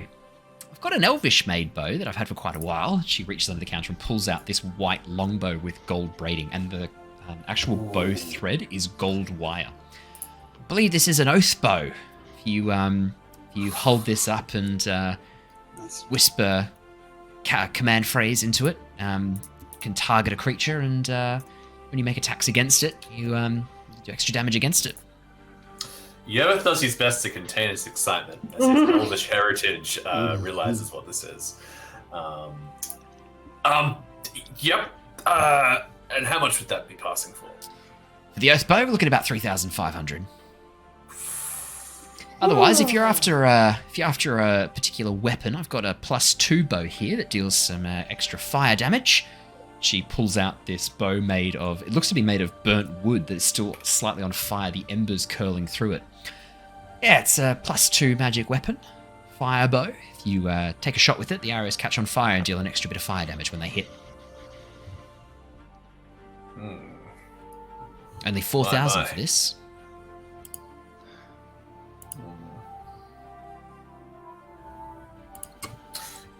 I've also got a bow that does an entangling shot as well. It's got some charges. When you take a shot, it can entangle a foe that it hits. You spend one of the charges. That's about 3,500 as well. That one. It's called Vine's Grip. Vine's Grip. You won't find that online. It's an Owen magic item. Oh. Owen special. You might finally be able to do Thorn Whip. Do you know what? I'm so tempted to give it Ability to also cast Thorn Whip. Oh, that'd be hilarious. Kind of funny. I'm tempted. Depends on what Matt gets, I guess.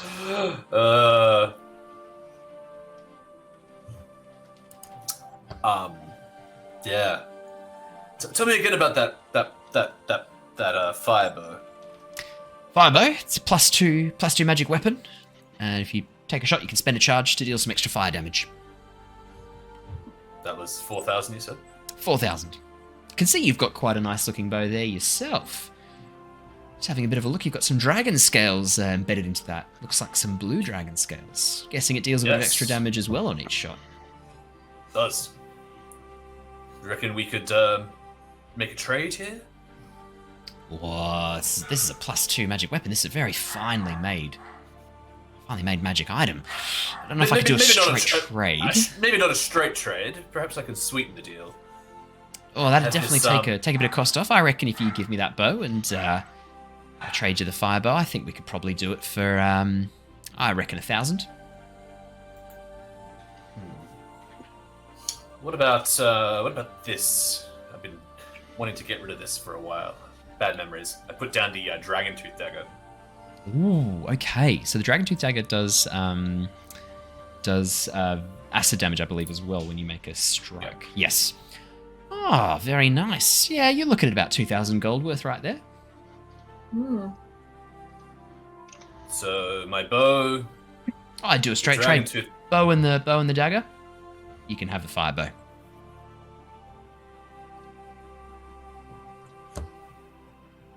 All right. Done. I will have to add that to your inventory because it's a custom +2 magic weapon. So I will do that for you if you like. Nice. Don't get rid of your bow just yet because I'll have to create this and add it to you. So I'll do that in my spare time. Cool. I'll have that ready for you All good. tomorrow. No worries. And it's a +2 longbow. Nice. Right. Anyone else getting anything? How much do you absorb elements? The Amulet of Absorb Elements. Let me have a quick look here. I believe that was about 3,000, if I'm correct. Yeah, about 3,000. Okay, so okay. I've also got a Dragon Blessed Greatsword. I have no idea what it does because no one's actually used it. Oh yeah. Oh yeah.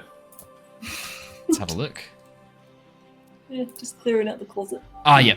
Lockie just opens himself up and like all this stuff comes out. It's like, what is this? The Dragon Blessed Greatsword is just a sword that it's the same as Yervith's bow. It just does extra damage based on the scale that's been mounted to it, which I believe was a black dragon scale.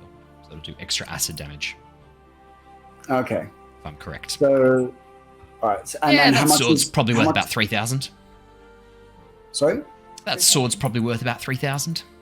Okay. Well, I'll exchange the sword for the amulet then. Yeah, sure. Ring of Protection. Oh, no, sorry. Amulet of Elements for the sword. Absorb Yeah, elements. absolutely. Yeah. Perfect. Take off the sword. I will make sure to give you an Amulet of Absorb Elements.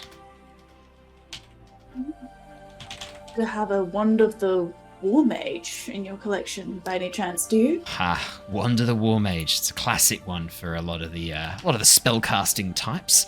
Yeah, I've got a Wand of the War Mage. I've got a couple of different types. I've got one that's a +2, but that's probably a bit expensive for your requirements, I imagine. It's about 5,000 gold pieces.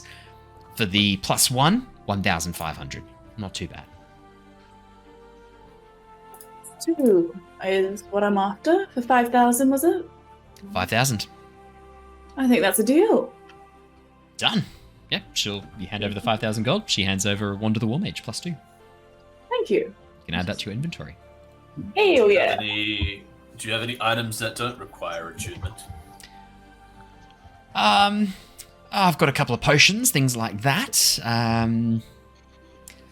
Not a huge number. Most of the stuff tends to be fairly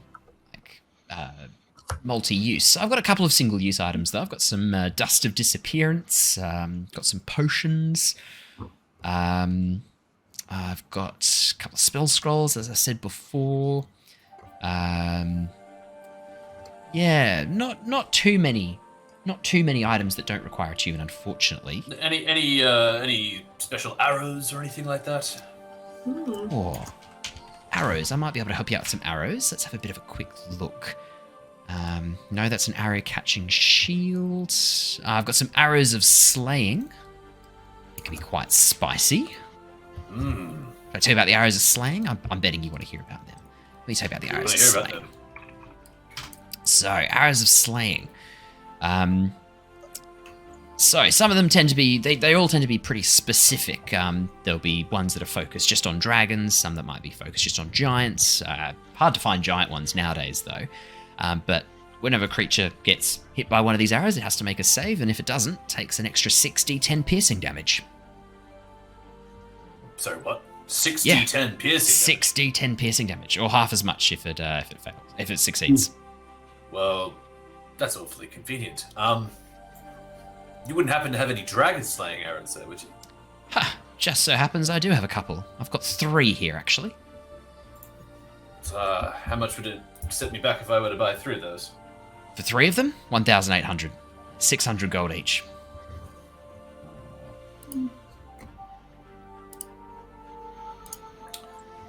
think they will come in mighty handy. You have yourself a deal. Done. You can add 3 arrows of sling to your inventory. Hell yeah. And just take off the 1,800.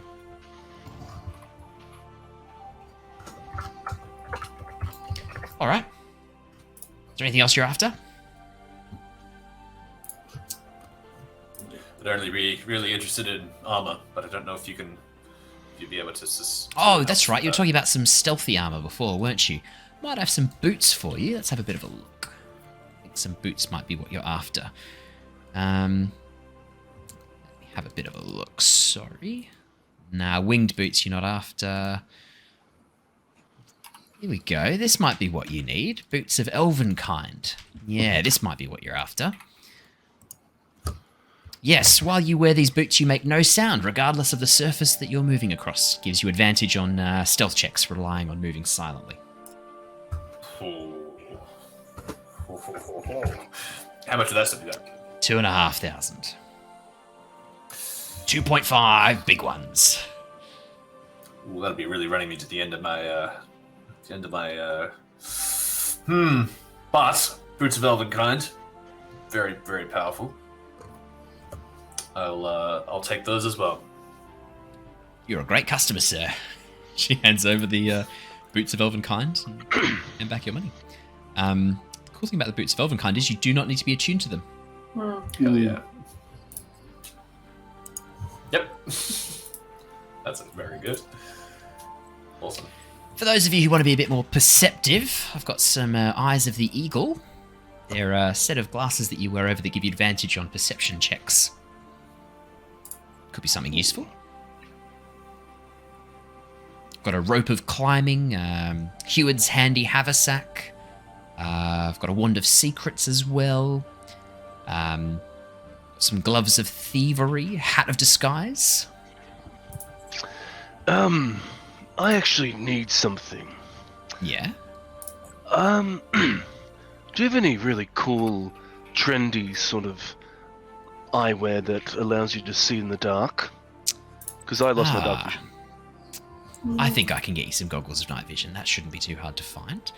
Let's have a bit of a look and see where I've got those bad boys. So, yeah, let me know how much they cost, but I'll do a little bit of a bulk buy, so... Goggles of night, 1,500. Not too bad. 1,500, okay.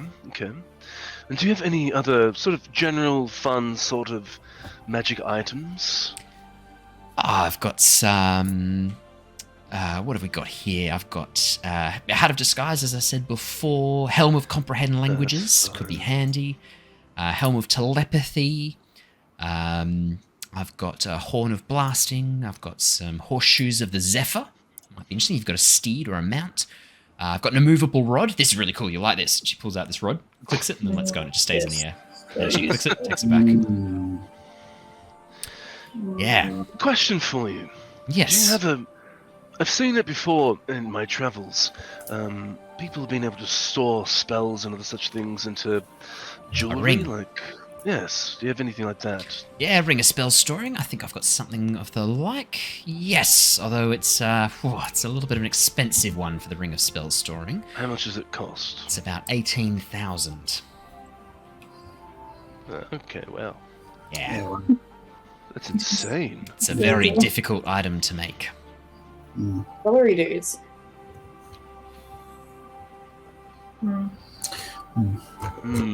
Well, I might. How much for the? Because I also need those goggles, same as Jin there. Do you have another pair as well?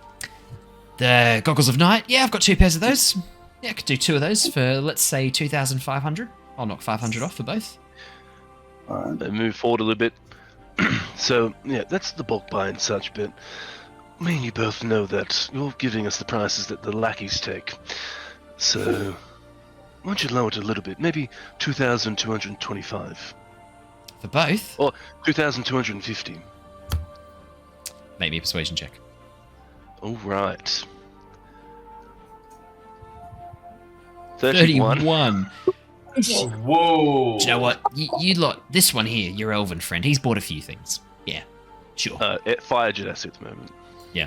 Your elven friend's brought a few things. Yeah, I reckon I can go down. I sort of tap my nose and Perfect. So we get 250 additional off that. Yep. Yeah, so did you want to buy 2 goggles a night? Sure. 2,250. And maybe I'll go for that, the rod as well. How much is that? The immovable rod? Hmm. Let's have a quick look. Not the Rod of Lordly Might, not the Rod of Rulership. Immovable rod. 4,000. 4,000. It's a very useful item. If I give you the scrolls, can you take the 900 off? Yeah, alright.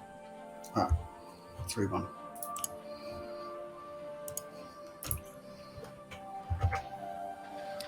Also take 1,125 off your total, because that's what the 2 things are together. Yep.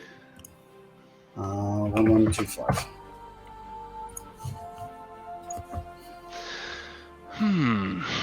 Cool. So I got that. That'd be handy.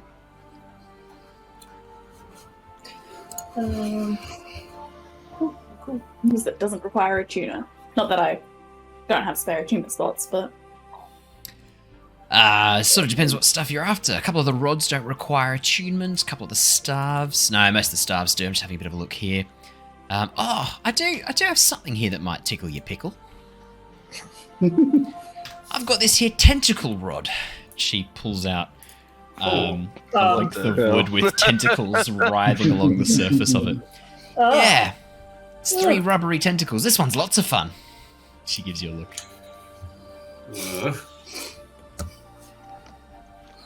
Not what you're after. I don't know. I'll bite. What does the tentacle rod do? It hits things. The tentacles whack stuff. Bludgeon it. And it can be used in the bedroom. Yep. That was coming. Everyone was thinking that. No one said it.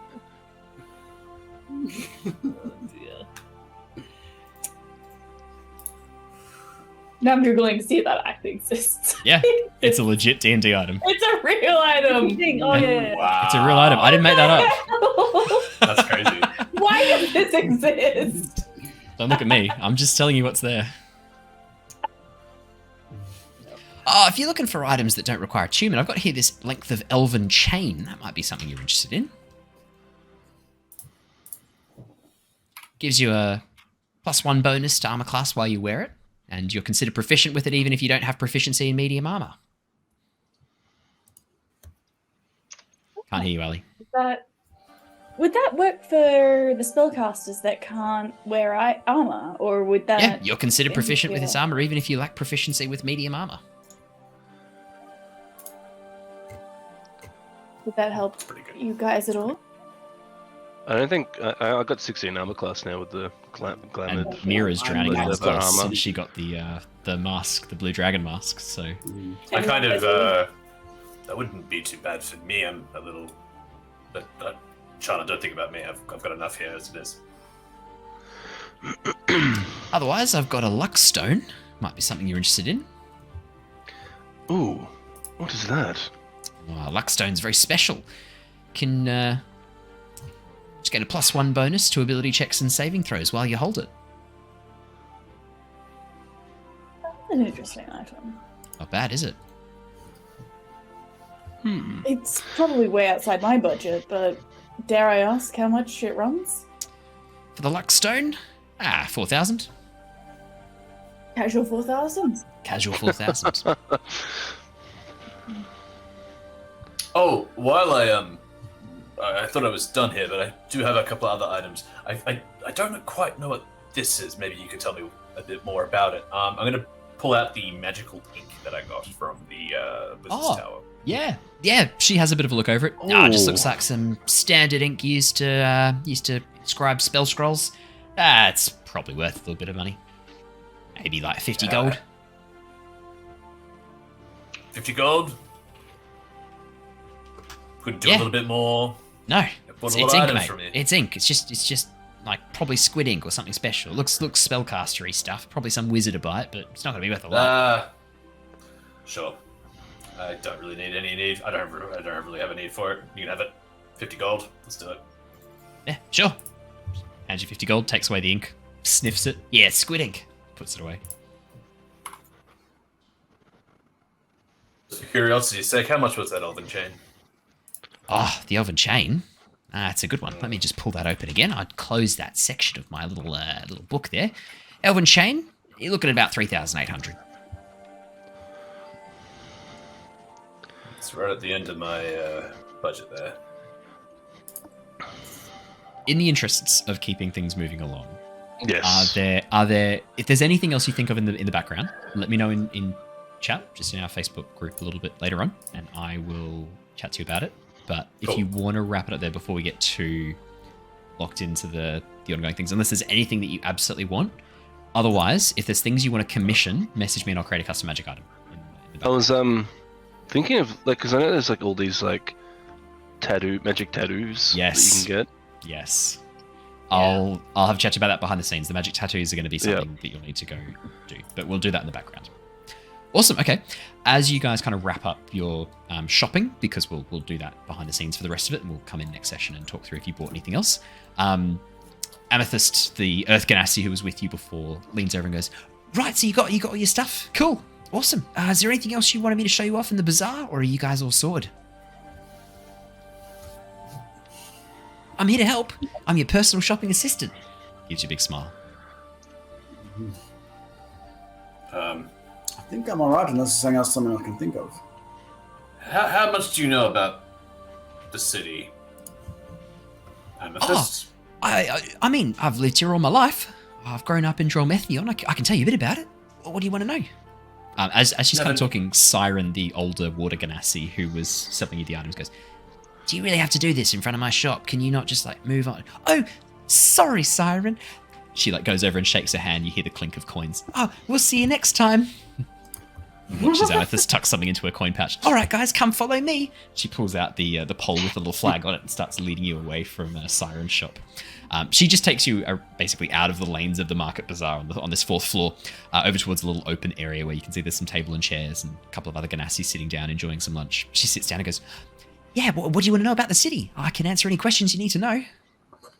You wouldn't happen to know of a certain purveyor, someone who would be, making bodies, a flesh sculptor, as you will? As you say, flesh sculptor, you watch as her very dark brown skin goes a little bit paler. This sort of grey sheen goes across it. Such activities are not encouraged within the elemental states and are deemed to be a perversion of the natural order of things. Sorry. I was informed by a good friend that this was something that would be normal. She just sort of looks really like deer in the headlights.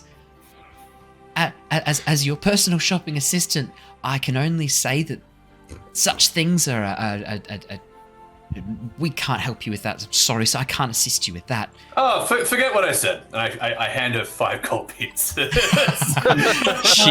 She takes it, looks at it. "Great. Yeah. What were you talking about? I can answer any questions you needed to know about the city." And she leans over and goes, "I didn't want to have to write up a report. Thank you for that." Is there anywhere in the city that we'd be better off avoiding? Well, that's a good way of That's a good question, Shana. That's a really good way of doing it. Yeah. Areas of the city you'd be better off avoiding. Well, some of the more dangerous sections where the more entrepreneurial members of the city congregate. Areas where some strange magics can sometimes take place and technology. Heading down towards the West Bank. Probably not advised for new visitors to the city. It can get a bit intense down there. Oh yes, very intense. She sort of gives you a bit of a look, Shana. But if you were looking for something in particular, something I don't really remember much about, that might not be a bad place to start looking. I will take heed to definitely not venture into the dangerous area, and then she winks and hands her off another 5 gold. Can I look around? Are there people watching? Are there people like keeping tabs on us or on like? Yeah. Make me a perception or investigation check, Mira. Or survival. I'd allow survival too. I'm bad at all of those. Great. Okay. Perfect. Maybe you should have bought the I know. eyes of the eagle. I can give you a flash of genius. Oh yeah. Okay, I'll 'Cause do. I do technically have the helmet of awareness. So Oh yeah. Yervith is going to watch Mira's reaction very carefully. Yeah. And it's a +4. 15 plus 4 is 19, and I'll do my bardic inspiration for this. I think. Nice. Oh, Yeah. nice. very good. 1d6. 1d10. 1d10. Oh, an 8 plus a 8. 4. Nice. Nice. 15 plus 12 15. is 27. 27. Wow. Look at that. 27. Very good. I'm a spy. Mira, you just lean I back, get spy with a little help. cross your fingers, rest your chin on your fingers, your long draconic muzzle on your chin, and just begin looking around nonchalantly, just taking in the sights. There's no one watching you. There's no like overt people keeping an eye on you. But you notice that most of the other Ganassi don't have a personal shopping assistant with them. In fact, most of the Ganassi who are locals here are just doing their own thing. It's only really the tourists who kind of seem to have a personal shopping assistant. With your 27 investigation, Amethyst, since Yervith mentioned about the flesh-sculptor, she's been acting a bit strange. I'm not going to give you too much more than that because it wasn't an insight check, but there's something up she's acting a bit off, and you get a bit of a sense, tingling on the back of your neck as the scales on your neck rise ever so slightly. A little shiver, a little tickle across your scales. Something sounds a bit up here. Okay. Doesn't look like she's got a mark on her or like a device or like nothing like that. No, nothing obvious that you can see. Just a bit off. Everyone's going, there is no war in Ba Sing Se. So good. Everyone's saying it. There is no war in Ba Sing Se. Yeah. See the light flashing back and forth. No, isn't the lantern moving around on the track? Okay. I'm gonna try and take Shana's approach and just say to her, like, just as there are places to avoid, perhaps there are some people we should avoid to avoid offense. And I like. Oh, you really don't want to run afoul of the city guards. Obviously, you Yeah. don't want to get into trouble by doing anything illegal or participating in uncooperative and unproductive ventures. So probably best not. Sorry, I realised her voice is dropping a bit. So probably best not to like interact with, like, get into any trouble with the guards. Rightfully so. Naturally, I'd also stay clear of the elemental priests. It's probably best not to get too involved in that unless you are one of their members. They can get a bit finicky with conversion. Conversion. Yeah, I mean, one of the fundamental tenets is when the whole world follows the way of the 4 elements, then the world will be at peace finally. Okay. Do you extend your services to other Genasi in the city, Amethyst? Oh, no. Personal shopping assistants are just for visitors to our fair city. I mean, we'll offer, like, advice and show people, like, if any locals need to know where to go, we can help them out, but we're mainly here employed to help out the visitors. A friendly face to help guide them around. Are you employed by the marketplace or by the city itself or someone else? Oh, all Ganassis are employed by the city. Is Even the there a particular merchants. branch? Like a cut of what Siren made goes to the city. Single branch of the city? Yep. Sound like Bryson. Is there a city hall around here or anything? That sounds like it'd be an absolutely marvelous place to visit. The Hall of Elements. Yeah, you can head there. It's not really open to visitors, most of the council chambers, but you can go have a bit of a look. It's also the seats of justice where a lot of court cases and things are heard. Before the 5 tribunal. And as a tour guide, where would the locals be drinking on a fine day like today? Oh, the city has a myriad of places where you can go get a bite to eat or a lovely, refreshing drink. There's a number of places you can go. I could recommend a few different locations if you want. Well, which one would you go to, Amethyst? Which one would I go to? I don't drink. Oh. What about a quiet place where we could have a private conversation? Quiet place. You want to head to the Smouldering Ember. Okay. Sounds nice. Better write that down too. Far I just from came up here? with that on the top of my head, so just write that down. Good. The Smouldering Ember. Probably about a 5-minute walk from here. Just head back down towards the airship docks, and rather than heading up Sea Spray Avenue, you want to take a bit of a right. Sorry, Amethyst. Oh, sorry, go ahead, Yervith. Oh, no, I was going to say, I mean, I could eat lunch. Don't know about the rest of my companions here, but perhaps we should head off to the Smoldering Ember when we get a sec.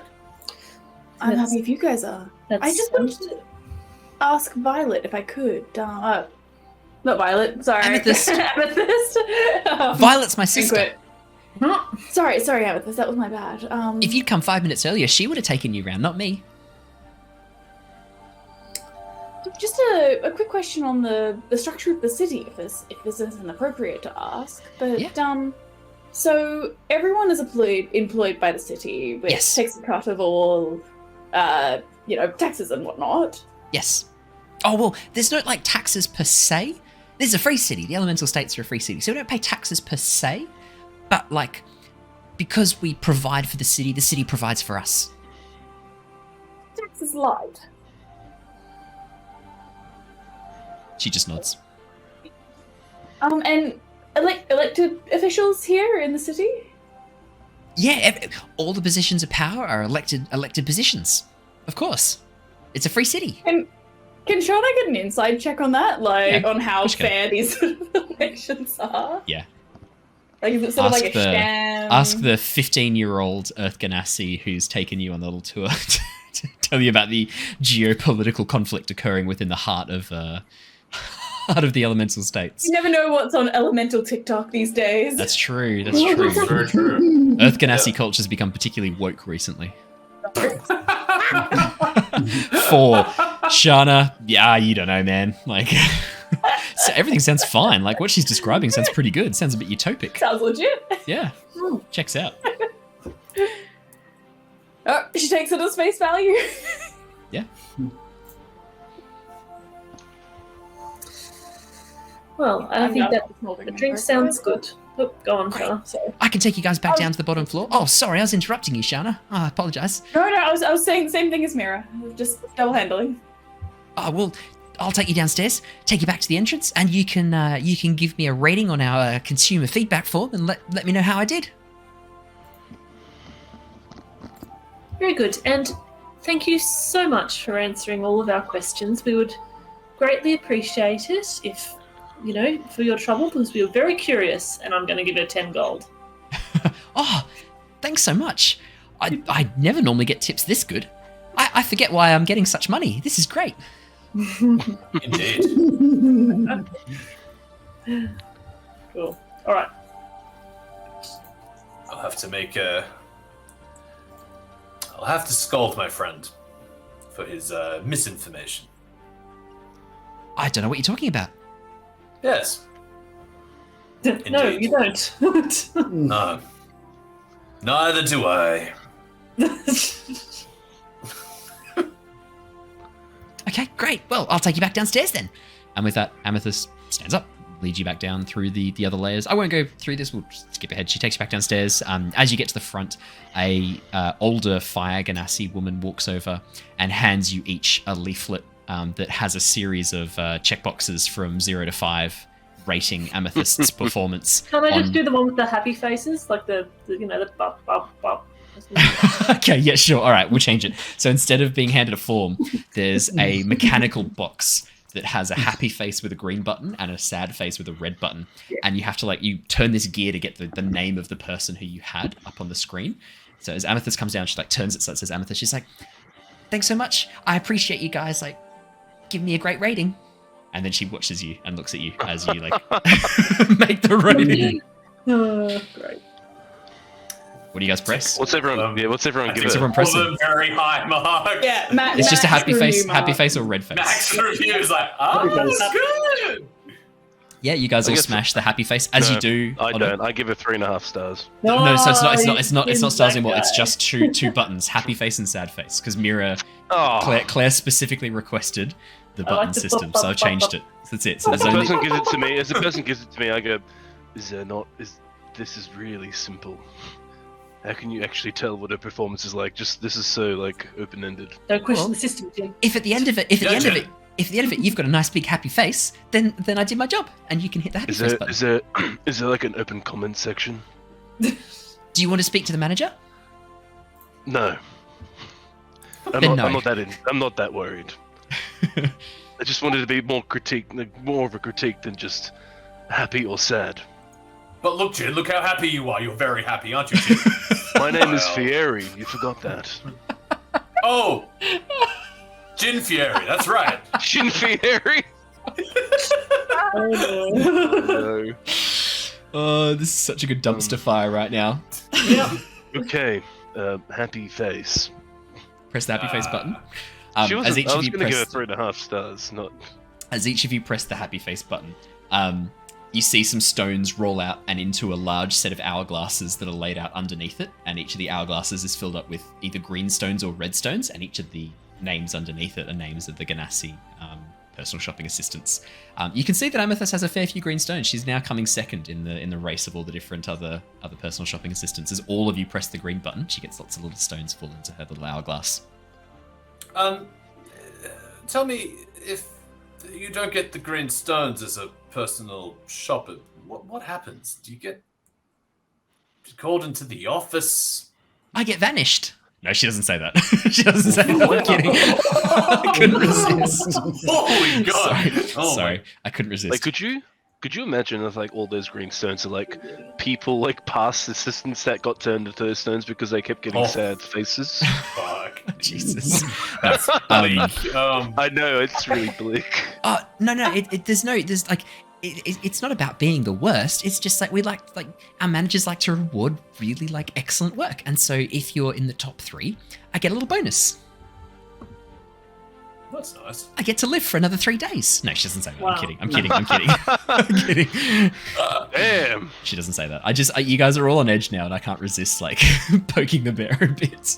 No, she Yeah. doesn't say that. I thought it was funny. Yeah, if I mean, I'm now coming second, so like I'm not gonna brag. I'm feeling pretty good about my chances at the moment. But yeah, if I stay in the top 3, I get a little bonus. That's nice. Yeah. Okay, I think it's time to go to the equivalent of a pub.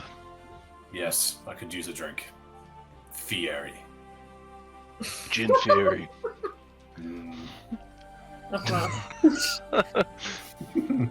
Moving on, and I'm watching like surreptitiously. I'm doing a cronk. I'm just like So watching not for doing it surreptitiously then, if you're doing a cronk. my own theme music. Squeak, squeaker, and squeak, and squeak, and squeaker. As you begin like looking around. Yeah, you guys head back down towards the airship docks. Mira, do you want to give me another perception or investigation roll as you walk along? Do a perception this time, just a general. Yeah, I think Yervith would want to do this too. He's on edge. He's very much on edge. 19, Mira.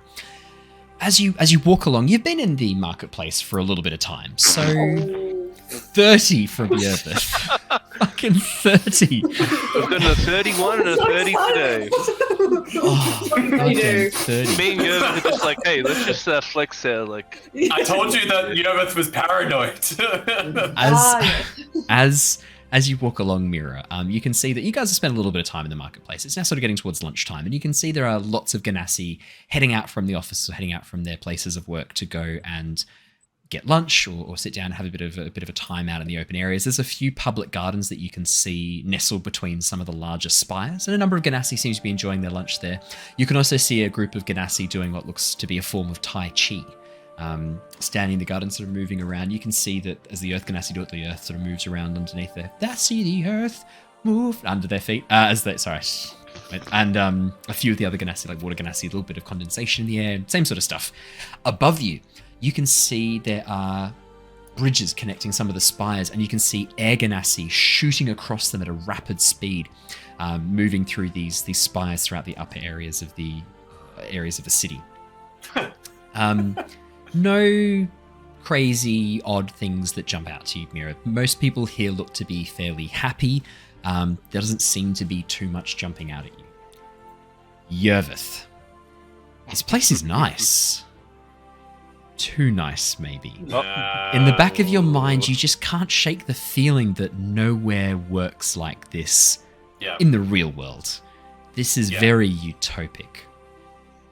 Yeah, you're a bit unsure what's going on. And as you pass an alleyway, just out of the corner of your eye, you glimpse down the alleyway and on another section of main road, a group of what look to be maybe monks or priests, dressed in long white robes, each marked with a very strange symbol.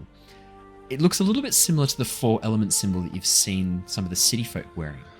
But instead of being separated, the elements are combined into one.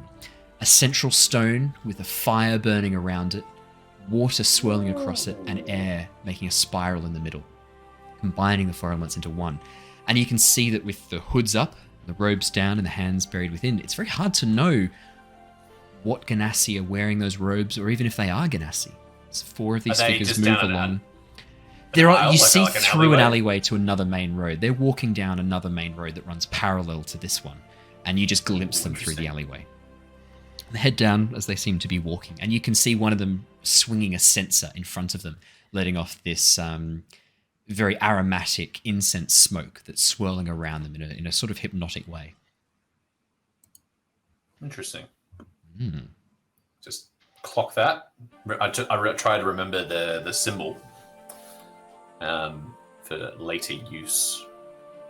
Yeah, I better write it down too, because again, that was a completely improvised symbol. You guys are really questioning the city a lot. Like, you've come in very suspicious. Yeah. Our city is as good, Owen. You said it. You said it yourself. Jin is not suspicious. He's like flaunting his like suit because he thinks it's still really cool. I realize now I'm setting up the plot of Elemental Evil. If that does happen, I've literally set this up perfectly for Elemental Evil. Yervith doesn't have a great disposition for cities in general, so like he just doesn't trust it at all. Yeah, no, fair enough.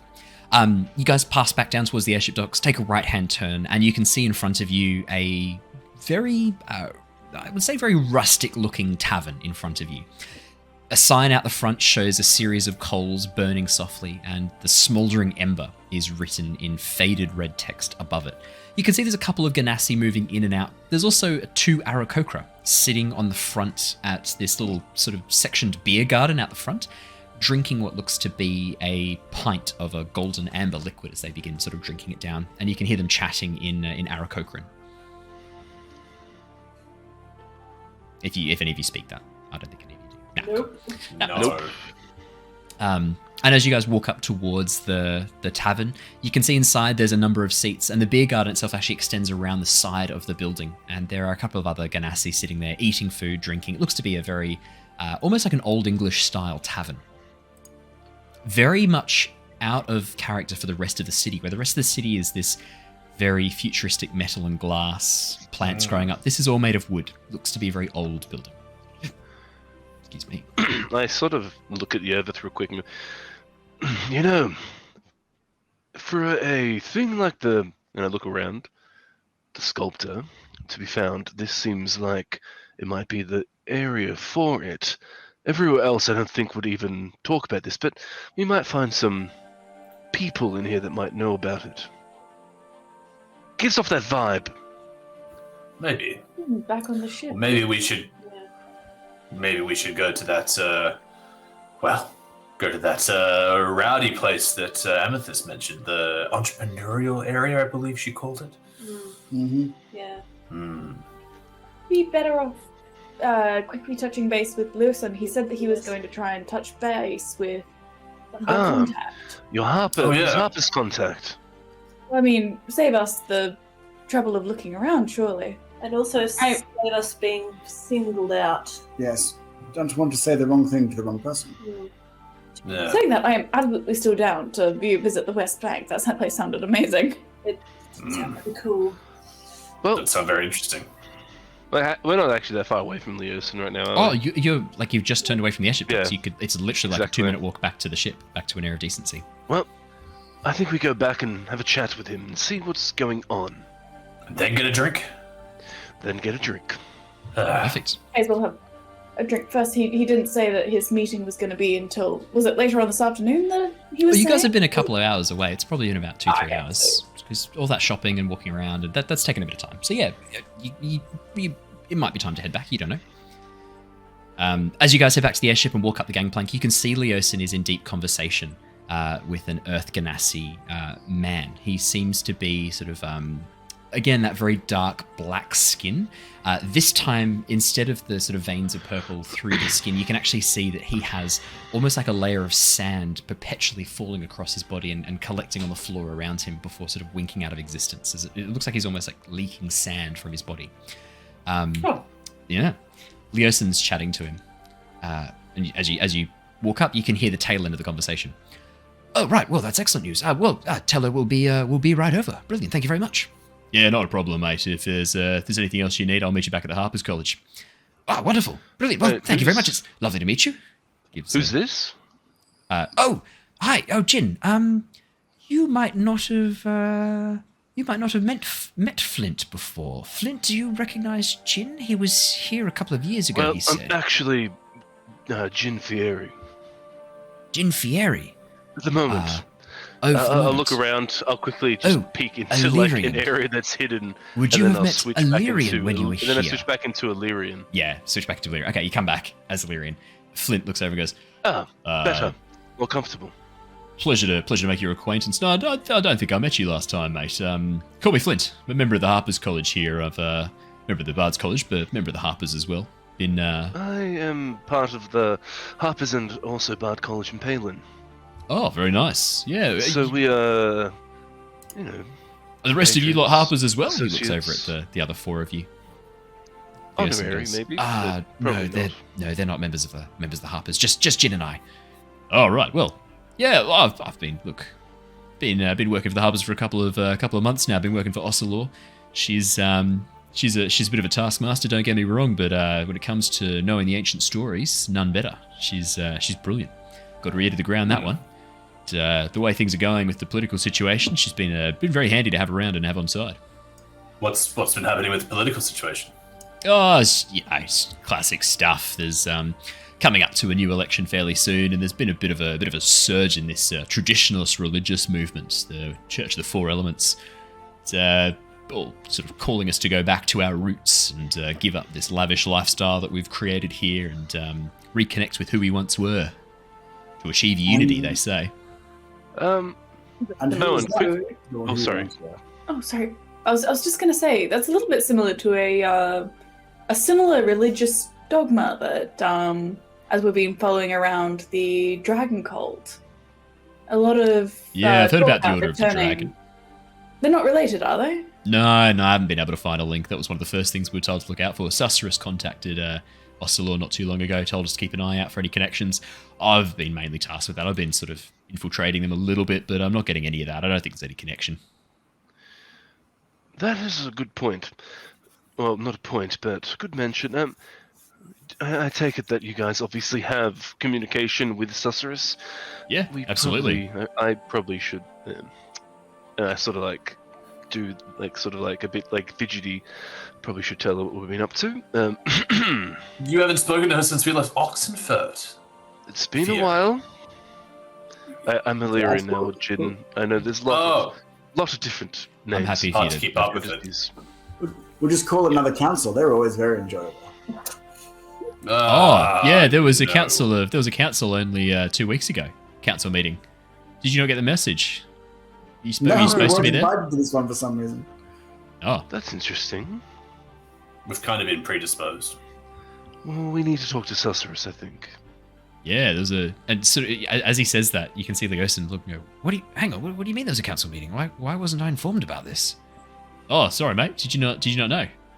No, I might need to send a message. I find it very strange that we were left out of this. I worry that the Harpers were left out of this. I would have known about this. How did you find out about this? Oh, I got the call through from Susterus only a couple of days ago. Yeah, surprised she hasn't contacted you yet. I haven't checked the sending stone. Oh, well, yeah, you should probably check the sending stone, mate. Yes, I'll be right back, guys. Leosin runs off towards the captain's cabin. Oh my god, imagine if we just have so much, like, unanswered mail. You have 437 You have nine missed. messages.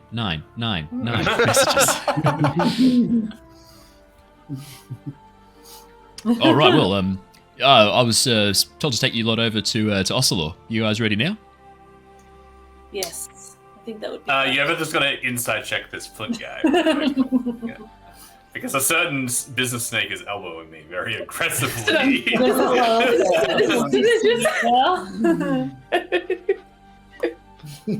Is this guy really I was actually thinking about it as well. I think I will inside check him too, because it's really weird that, like, Susterus wouldn't say nothing. Yeah, that triggered some alarm bells. 23. Both of you, I mean, he doesn't seem... He seems to believe what he's saying. He's not giving off any indicators that he's making this up. There's no suspicious body language that would give away that he's blatantly lying. He seems to believe this, from what he says. Does he wear anything that notes that he is a Harper? Harpers are a secret organization within the Bard's College. They generally don't go around advertising their... Would I know anything for him to show that he's you'd know a that there Harper? would be somewhere on his person, probably hidden away, an that's icon. more what I was... Oh, sorry. Yeah. An icon of a an icon of a lute with the strings rising up and almost like a spell effect coming off the body of the lute. Very similar to the artwork you've got when you don't have the shadow hand, which I should actually change your artwork over to get rid of the shadow hand. Yeah. Put it back to the Bard's College. So some sort of like lapel metal badge or something. Yeah, cool. Also, no, that's the Bard's College. Sorry, it's literally a harp. He should have somewhere on his person a set of silver harps. Icon of a silver harp. Do the Harpers have like a greeting or something where they flash that to, like, what is like the protocol? Do I just ask him like to show it? Like, because like being a Harper, there'd be some protocol to like sort of proving the identity of the other. Yeah, you would know that one of the easiest ways to check if someone's a Harper is to recite a poem. There's a couple of poems that the Harpers use as a way of signaling to other Harpers when they need to do stuff. So if they talk about, I'm going to have to give these poems all names. I'm not going to do it on the fly because I'm going to have to improvise it straight away. But if they talk about the Ballad of Kvasir, normally they're trying to warn that there's danger imminent. If they open with a few stanzas of Red River, then it's an introductory one that they will sometimes do. Otherwise, there's a few elvish poems that they will sometimes do. Lilian is one of the ones that's often used to help differentiate when they are a Harper. They're introducing themselves. So you could just open with a few. If you just say like I say a few lines of that that seem appropriate. Yep, I'll do it in the introductory one. Yeah, then you go like, may the moon shine upon this greeting as we step forward as firm friends into the sun. He gives you a look and responds with the next line of the poem, which is, and thus our journey continues, hand in hand, arm in arm. Cool. Oh, thus our journey continues, hand in hand, arm in arm. You're a poet this Eloquent. I'll be working on my enunciation. Doing a good job. Thank you, mate. Gee, it's truth, mate. Thank you. God damn. I hear if you put two stones in your mouth, though, really helps with the enunciation. Helps with Dwarvish. Yeah, helps with Dwarvish, mate. Have you tried it? No, I haven't yet. But you're the second person that's told me that today. I spoke to some dwarves not too long ago when I was trying to learn Dwarvish, and it seems to be a common trick they play on people. I did it though. Did you? You didn't do it? No. I did it. I just ate the stones. I'm an Earth Ganassi. I was gonna say. Stupid trick to play on me. No, I feel like that would be common practice. I myself am fond of my molars. Yeah, look, you probably need him. For me, he like grins, and you can see that his teeth are actually this like dark slate color. Yeah, they're a bit tougher. Yeah, don't quite have that durability with mine. As you guys are talking, Leosin rushes back out. Yeah, we were not invited to a council meeting. Lord Neverember organised it without the Harpers, without the Emerald Enclave, and without the involvement of the Adventuring League. Ah, What? that sneaky, dirty man. Yes. Is he the one that we don't like? Yes. Yes. Yes. Ah, He's the Oh, one he's that's, the one that was you're doing all the getting- shady warehousing and stuff. Yes. Yep. Yes. The Very one that shady. Being probably investigated by almost the Emerald definitely Enclave. wants to kill me. Oh, and he's also the Yeah. one that said we might face assassins in Chiari. Oh, yes, him. Remember? I remember Yes. him. We can't hear you. Something mate. I fe- Wasn't our friend here invited by the Harpers to the meeting, but the Harpers weren't invited to the meeting? No, the Harpers weren't invited. Sorceress only found out about it later on. Oh, after the fact. Invited independently by Sorceress. I don't know if we were invited. I'm confused. No, Sorceress found out a couple days, like this is out of game, found out a couple days after about Yeah. So it Oh, happened, and he and then wasn't Sorceress found out invited. like the days Sorceress after. was snubbed. Oh, and mate, she I'm- found out about it. Wait, fucking hell, I'm not invited. No one knows about me in fucking Oxford. Flint was I there. was thinking that you were invited to this Flint, meeting. Flint, and you all Flint. must have been We snubbed. know now. I've been part of the Harpers College for a couple of months, but Yeah, a couple of months. invited. Oh, look, I'm a charismatic guy, but I don't think they would have invited me there. That's what I They thought- was thinking. they I'm thought- like, Sorry. If you want to break the ice, Flint's not a bad way to do it, eh? Oh, God. Was Sorceress able to figure out what the meeting was about? She didn't have too much more for me. She said she was under a bit of time pressure, but she asked us to get back to Palin as soon as we're able. Okay. Oh, that makes Let's do sense. what we're going to do here, and then I think Palin is definitely the next step. Yeah, she said There's there'd been lots going on. sightings of dragons in the hills not too far beyond the borders of the city. Okay. And she's concerned about the rising reports of kobolds within the city limits. Not city kobolds living in the sewers, running around. Yeah. She Okay. said it was a bad sign. We really need to get to Palin very This- quickly. Sounds very similar to what happened in the last city. Chiari. with Sure. the That's series what I'm and, concerned about. Yes, Yeah. Hmm. they're following the same playbook probably. Well, it worked really well in Chiari, so... For a bit. Until we came along, right? Hmm. Yes. Yes. But at what All right. cost? Oh, Let's sorry, yes, go you were going to into- lead us. Yes, sorry. Yes, this is matter of haste. We need to be on the ball here, everyone. Yes, please, Flint, take us to Ocelor. Yeah, right. Here, come follow me, guys. Just down this way. And Flint leads you down the gangplank. He takes you through a number of winding pathways through the city. It's almost as if at times you feel like you're doubling back on yourselves. Jin, you know that it's pretty standard protocol for Harpers not to just walk directly from A to B, especially if B is your Yeah. secret hideout. So Yeah. he does make the pretty standard efforts of just occasionally shaking off a tail. And as he comes around a section of a very small alleyway and out into an open area, he leads you up towards what looks to be probably was once a library, but has been converted into a library come Bard's College. You can see there are a number of Ganassi out the front practicing instruments or practicing their poetry and oratory abilities out in the front courtyard. Flint gives them all a wave and a nod as he walks past, and they all wave back to him. Seems to be quite well known. As he takes you in... Oh, yeah, sorry. Sorry, just really quick to add on. When we were doing the sort of the looping and different routes, I'd probably use some minor illusions and other like presentations just to create some like different like detours and stuff. If anyone might be following, Yeah, just in case. prestidigitation would be better for that, as you create little false tracks or cover Yeah. up your footprints for a few seconds and make some Just other to like footprints. Yeah, give us that's a it. little bit more of a Yeah. boost. Sorry, Absolutely. continue. No. Yervith is probably thinking on this, like, if we're in such a perfect city, why are we worrying about this? And is kind of thinking about this a little Oh, bit. the Harpers are a secret organization within the Bard's College. They generally don't like to be known about because they're spies. And if for example, if like you have a bard invited into your kingdom, Hmm. you don't really want to think of that bard as a spy. Otherwise, you're not going to invite them into the kingdom. So it's in the Harpers' Yeah. interests to not be Okay. associated with the Bard's College too strongly, Sure. because that's their cover, right? That's how they get access to secrets and people. No. Alright.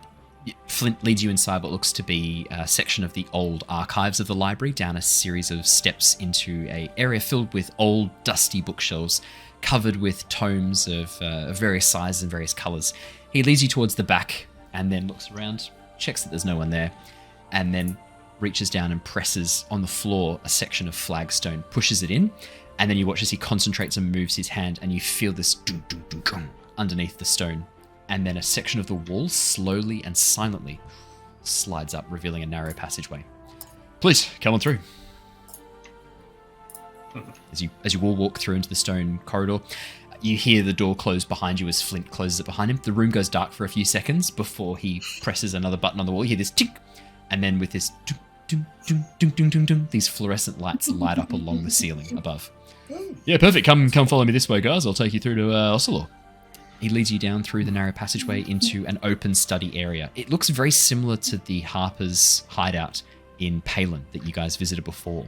Sitting room with a couple of Ganassi looking through various documents, a few half-elves and humans as well.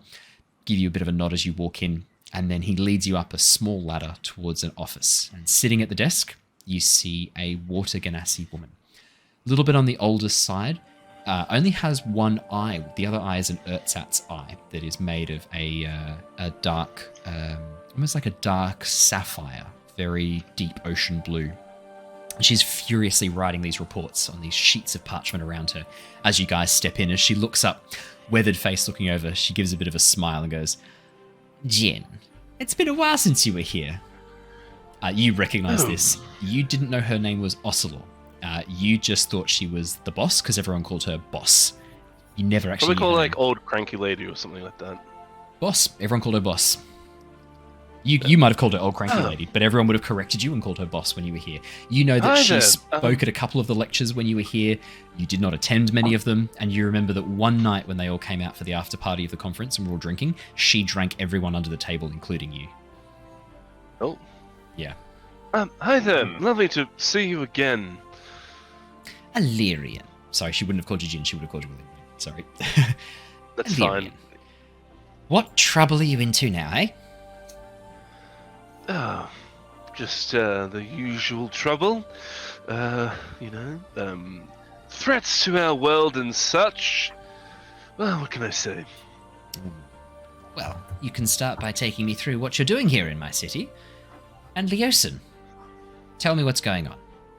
And that is where we're going to pause for tonight. So we've got a little bit of... We will jump back in next time with more D&D. Don't worry. It's all right. We're coming back in next time.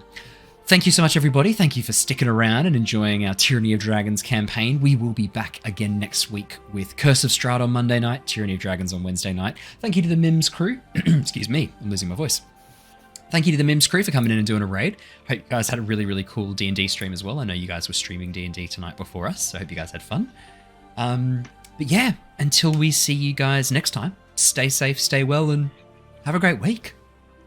Woo. Farewell, everybody. Goodbye! See you guys! Bye!